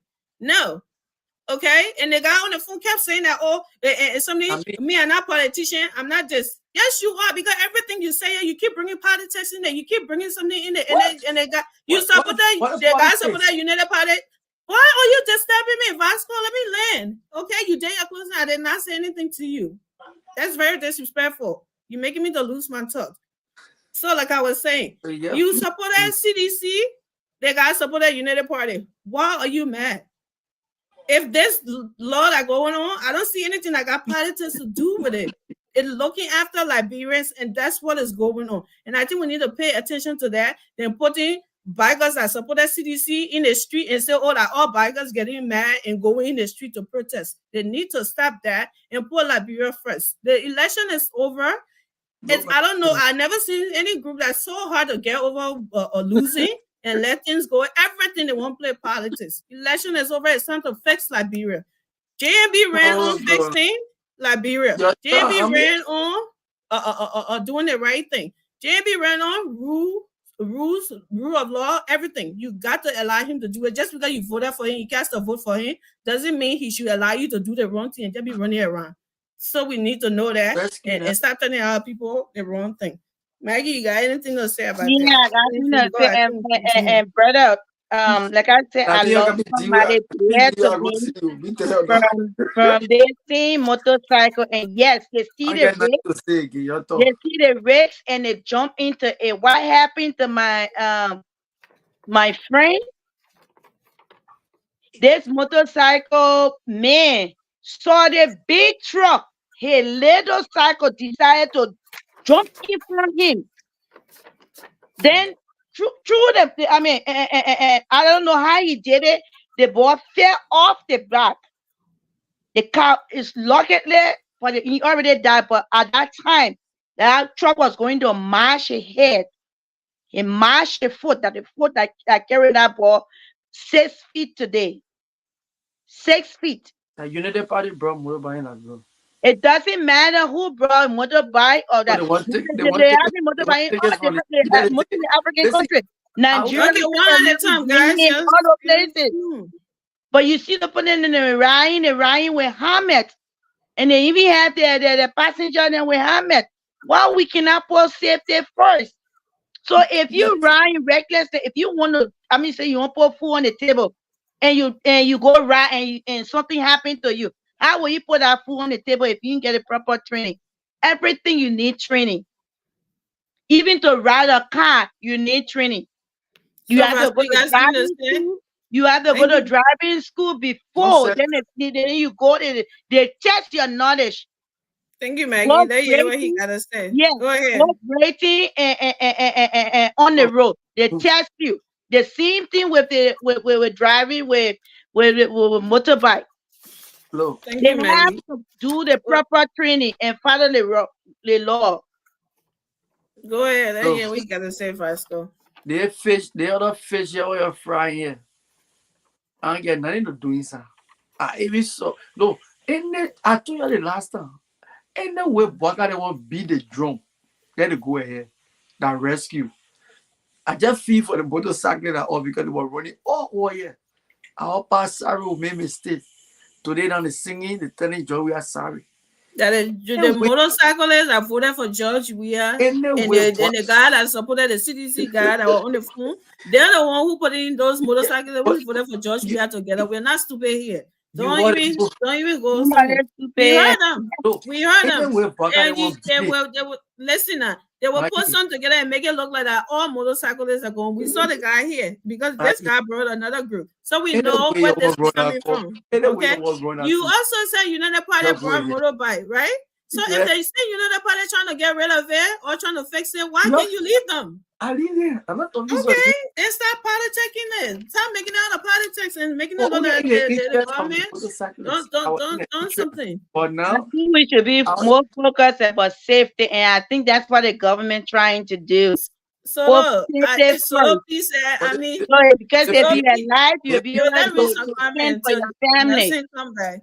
Solo, please, I mean, please find time to go to Liberia and see.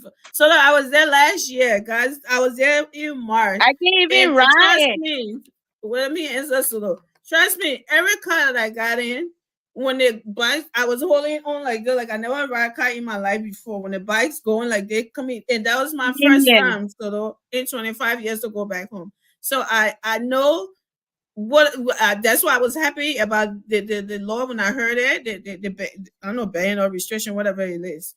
So yes, I went there and I couldn't even sit on a bike because I don't have the stomach to sit on a bike for them to be going between cars. But that was Let me. me And when you something see, I had else. to say something with my own experience when I went.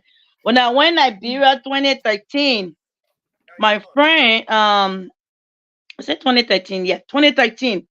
My friend we were going somewhere and she said, try the bike because the place far.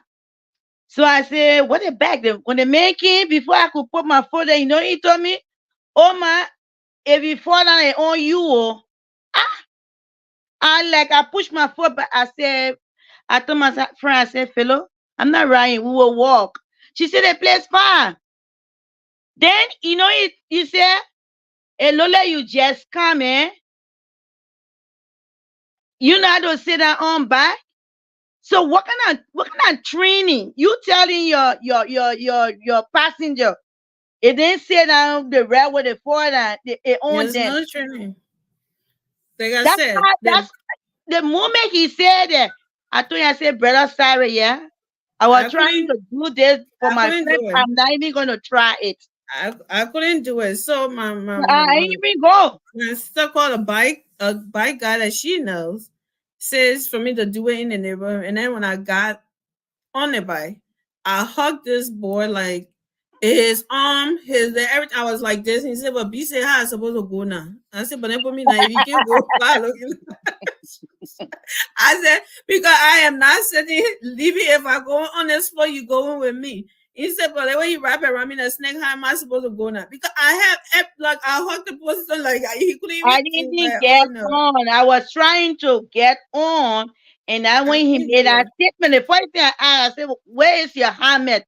And where is mine? He said, helmet. And I look at my friend, Buster, she started laughing. He said, nobody can wear helmet.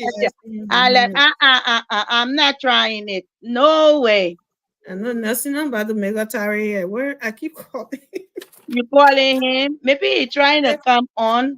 And we can leave it like this or not something. Oh god. Yes, I feel so in the car. But I tried to kick it though. I tried, but every stop that I could get me, I was screaming. And the people look at me like I was apologizing the whole way.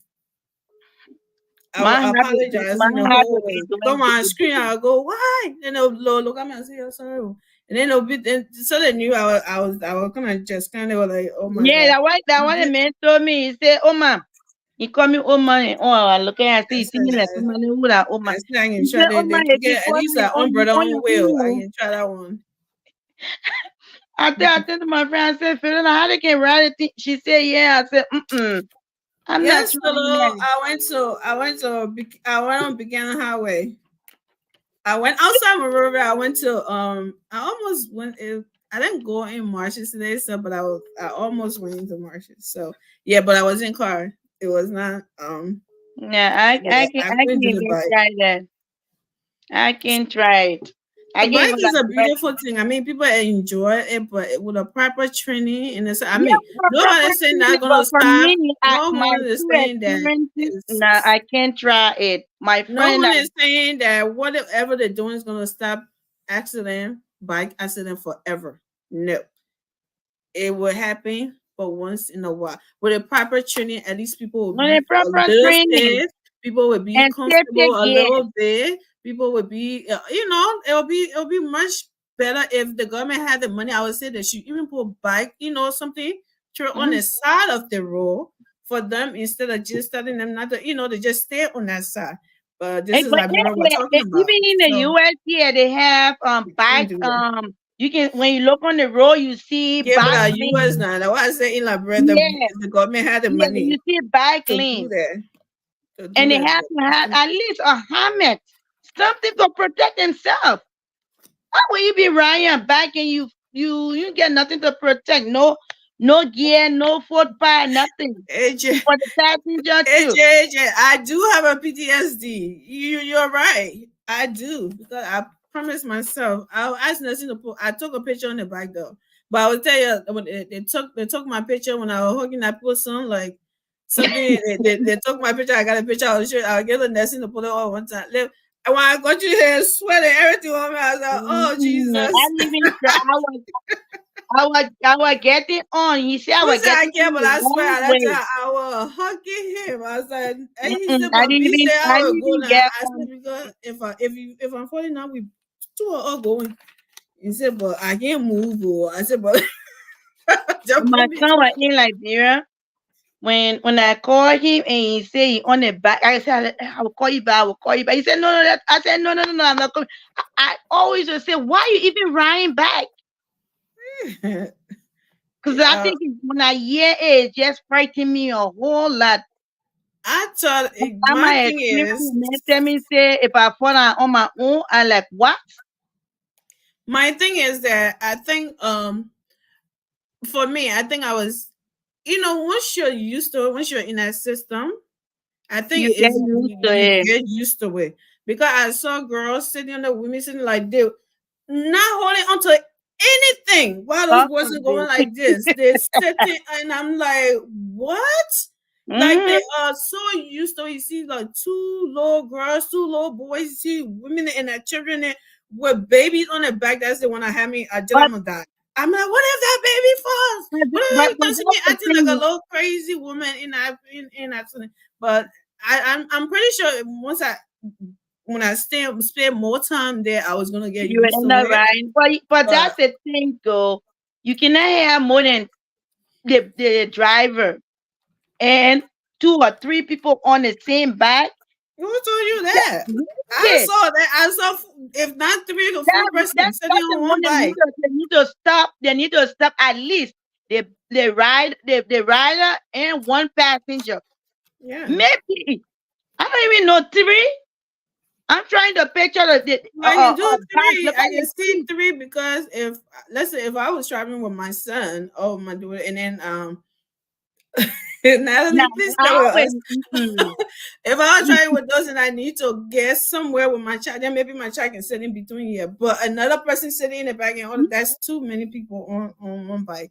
And instead of accident, God forbid, that's too many lives For going there. each bag, it's just like when I bought my son bag, they have a weight limit.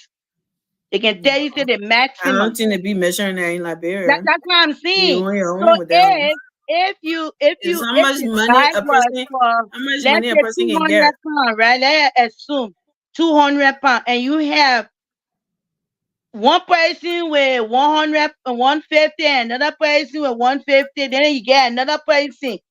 That's not what the bag was made for, and how accident can happen. So Exactly. they need to start looking at all that thing, everything, the weight of the bag. How many people can sit down on the back? We really need to do something in that country. So now since got us here, and nothing gonna build. Or that means the one who put nothing to build. Nothing cannot, and this is what, when we leave this stuff on, it will not go off. That's what I'm trying to get him to come and turn it off. And I can't believe these people just click off and just let you and I here. They you muted, Maggie. I think when we click off, it will go off. No, he said it won't. Oh wow. You have to, yeah. So we on Tare. I don't want to be on We Tare. keep it. Hey, Shirley and Vasco, they just click off and left here and Rudolph and them. But again, we'll be having 5 minutes to talk. Now Now they just left on the tire by ourselves. That's not nice. But Nelson phone ringing? It's ringing, but I don't know what it is on. Are you calling you on WhatsApp? Yeah. This is torture, Nelson. I'm not gonna be on here tomorrow. I think this is my duty I'm doing for the night. Hey guys, as for Miss D, y'all know that I'm not coming on here tomorrow. My tomorrow show is what I'm doing now, overtime. You working overtime? You're saying okay, that's fine. But I thought you people were off. Shady was talking, say, "Oh, question have not been answered." And I'm like, "You guys still on?" She said, "Yeah." I'm like, "What?" I look at my time. Well, I she wanted the guy to say yes or no. To me, he answered, but he didn't. I mean, he answered like a politician or whatever, or I don't know. But she wanted him to say yes or no, and that's what he wasn't trying to do. You're playing politics. You don't play politics with people in life, though. No, he wasn't. He was trying to explain. He was trying to say yes, Luda Tapper is on the board, but he's trying to justify that other people are there too. Like not trying to make it look like what the guy was saying. Yeah, I wasn't watching. I was just at the back, and she said, "Oh, my question have not been answered." I said, "Are you guys still on?" I want me to log on. What is going on? Sleep still got jacking from work. The country we in. I think when we log on, will go up though. Because if Shady and Rudolph and Vasco can log on. I don't know, Ashford. Maggie, read some of the comments in.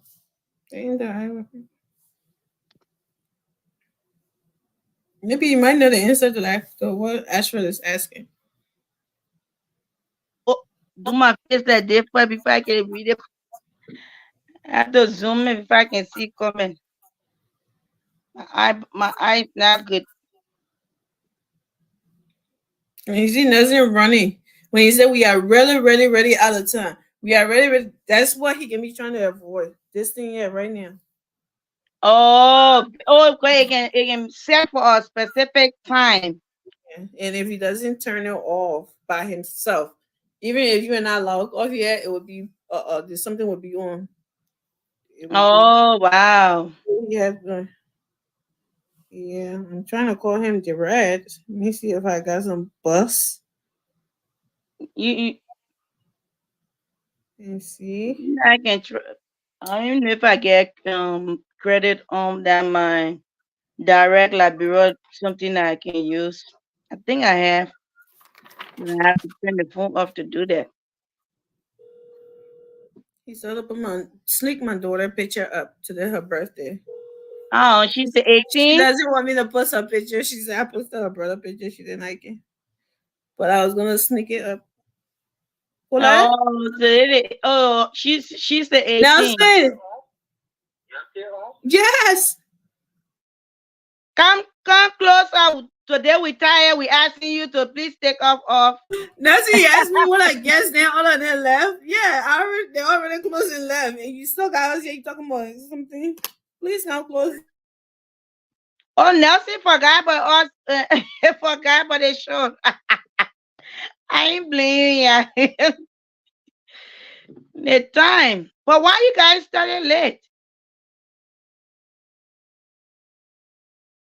Did Stanton left late?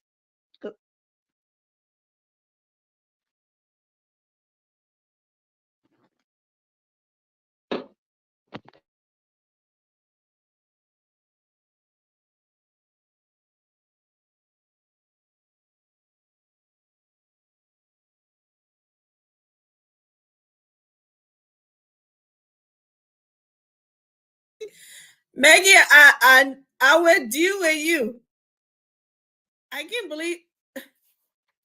Oh, I thought you left my one here. I thought it necessary to make it not leave my one here. I was gonna deal with you. Hold on. You mute there? You're not mute there? I'm muted.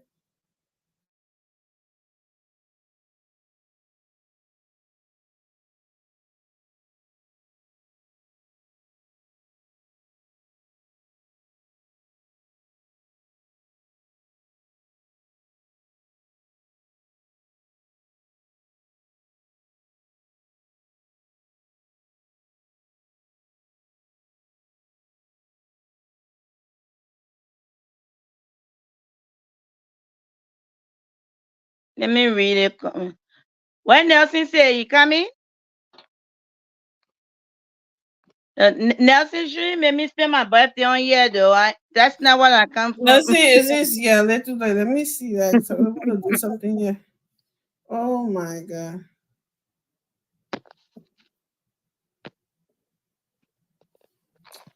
Yeah, this is crazy. Let me see.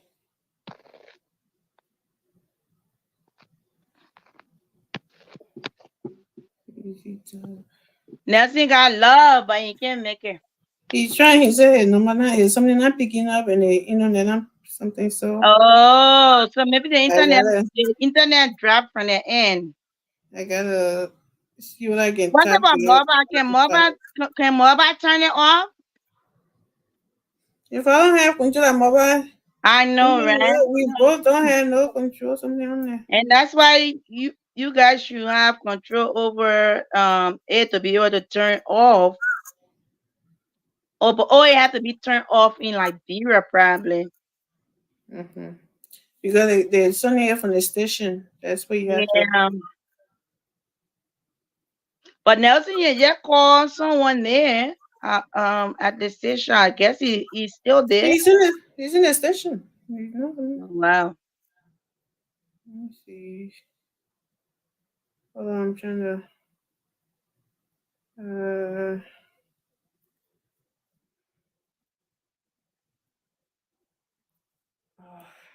I wonder if you need data to turn it off.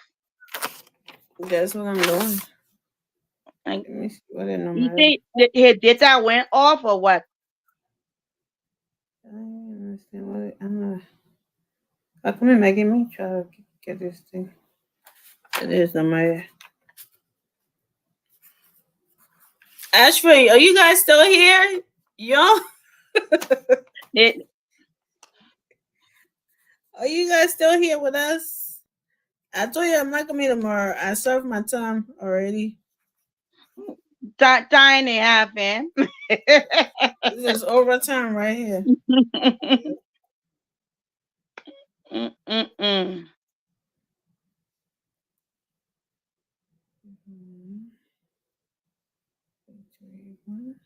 That's why I said we weren't on the on air when Nelson went off. Yeah, so I was thinking too. So I don't know if it did. Yeah, that's why I was saying we weren't on air. Because if the internet went off on that side, I mean, this lady was advocating for this girl today, right? Her case. Oh. The representative, and I thought that was great. Who represent who lady and who representative from where? From Bond County. What's her name? For Jessica. Oh, okay. So I'm now on Facebook, so it hard for me to read all those things. I'm not on Facebook either. But I'm wondering if the guy is still in the country. That's the thing. But here's the thing: I posted something that I saw. What I read, someone posted the whole, summary, not even the whole summary of the case, the one that happened yesterday in the courthouse. And they said most of the witnesses, what they said to the police was different when they were on the stand. Then they Jessica, they probably got him too. They probably paid him off too. They got him too. But here's the thing: the one that posted me, the Jessica girl, lady in question, the victim, she, according to what I read, I think I posted it. I sent it. According to what I read, in court they asked her about if Lucas was the one that caught her, and she said no. And I learned that she and during the court the cross-examination during the court, she said she even told the mob, the people that were coming, she told them to leave him, that her husband. So they said she herself contradicted what happened, and she said he wasn't the one. So I'm like, what? And I think she then was. I read it again from the same place as the journalist that arrested when she was coming out. Is one of the posts said they were actually in the court. They said Let me use the same one. she and the prosecutor and the defense, all of them were walking out of the court together like nothing happening. When they get the verdict, nothing, no emotion. Now another lady, when she came out, the lady that had to tell her to react the way we all saw her on yeah. We all saw her talking, said I am another lady, the one that prompted her to do that. So I'm like, what's going on? If what that boy was, what I read is actually true that happened, then I'm thinking that maybe herself got something. It's sad to say it, but that's what I read. They say they say 5 of the eyewitnesses. They say that the especially the key one, the one that said he rescued her. I think it need Ernest. When they asked him, he said no. He was told. He heard an incident from somebody, and that's not what he said to the police. So the statement to the police was different from what was said in the courthouse. Then the knife that they said that the man used, there was no knife. The prosecutor did not provide any evidence. No knife. So Nothing. what did they think happened to her throat if there was no knife? Oh, no, but she said according to what I think I have to look for it. According to what I read, she said that the man wasn't the one that did it. So when the people were coming to him, she told them to go and leave in our husband. She was not to herself, Maggie. When the thing happened right there, she was drugged. So how will she be drugged and not to herself? And she said in court. This is what she said in court. So that means she was still under the influence of the drug when she made a statement to the police. So now that she's sober, maybe that's why she's saying this. What she said in court, that he wasn't the one. I'm having a problem with this thing. I have to look for. I'll look for it and send it. I think somebody posted a link, and for me, I left to read comments. So I clicked on the link. I was reading the comments. So and few other people that were under that link, that clear, they were actually, according to them, and hopefully their story true, they were actually in the courthouse. They might be lying. Yeah, they might be lying. But that's what that's what I read. Then another lady, the one that prompted her to do that. The statement in the court was way different from when it initially happened on the very day it happened. Yeah. Then the eyewitnesses too. I think they had about 7 witnesses that the prosecutor brought forth. So I'm thinking that maybe they already gave them something. So they went to the court with conflicting statements. You have to do what you have to do for the law to work in your court. You have to prevent it. The evidence, you be able to when the cross examine you have to say it. Maggie, all in all, we all heard a tip, right? Of the money tip, yeah, the money tip. So all that thing they're talking is all type of stuff. We all heard it. Yeah, once the 10,000 maximum. I heard that they said that part I got it recording. Yep, I got it recording. We all heard it. Yeah, the lady said no, and they threatening her and all of that. So all that nonsense they're talking right now. But how would they even have that kind of law, death by accident, and 10,000? Is that how much a human being life worth? That's Liberia. To them, that's a lot of money. They don't care about $10,000. In case I found that person, you even give them 5,000, they would have taken it. No, but that's exactly that is same amount they talked to Jessica family, but they refused it. What is this? So they took that money somewhere else. And I guess probably they went to the witnesses. People already hungry in our country. So that's why when it went to the court, they said a different thing, knowing that if they conflict the statement from what they made in at the police when it initially happened, and in court, they're only going to go by the one in court. But what the prosecutor failed to I really do, hope this thing works.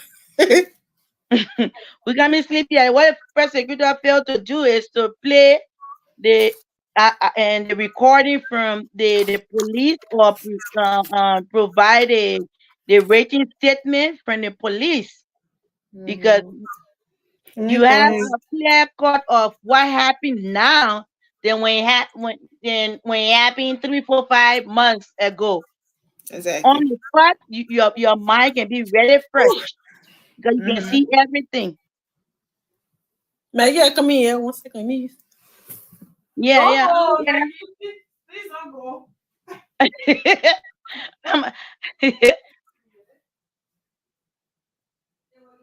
I just praying for Jessica. Hopefully, she can get the justice.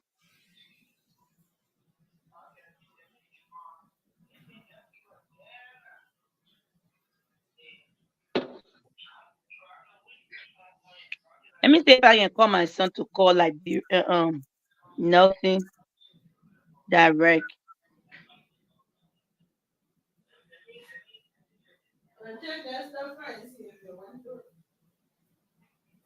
I want to call my son to see if I can call nursing call direct.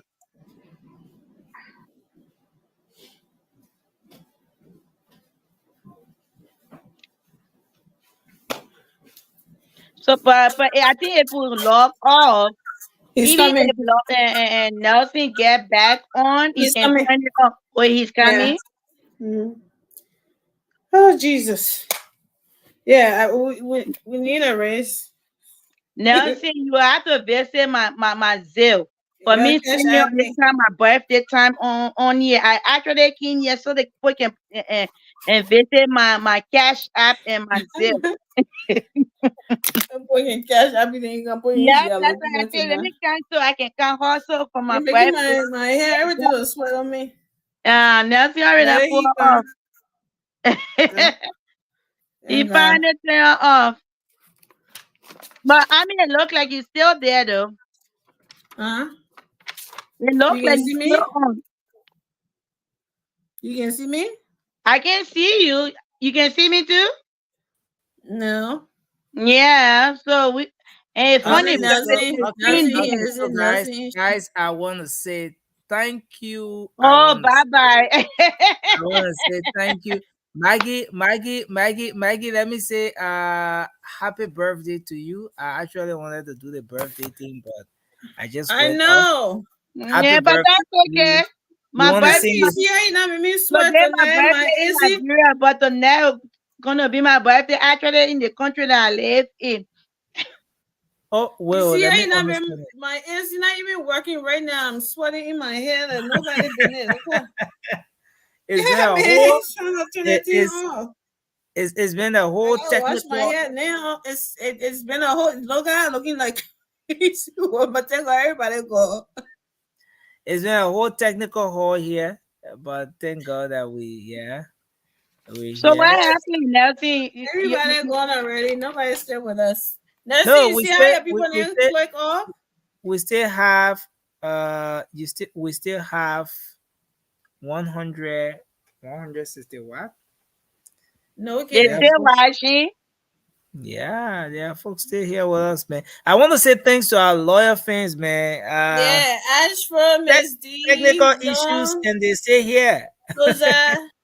And they're still here with us. And Miss Ruth, James, Walker, they were all here tiring with us. Yeah, we appreciate all of you. Yep. You guys rock. You deserve an MVP title. So we will see Maggie's. Spend half of my birthday on here, and you just left me like that. we were singing your happy birthday song. I don't know why I'm Your sweating. birthday song tomorrow. And I want to Put say the happy. AC on. It's on.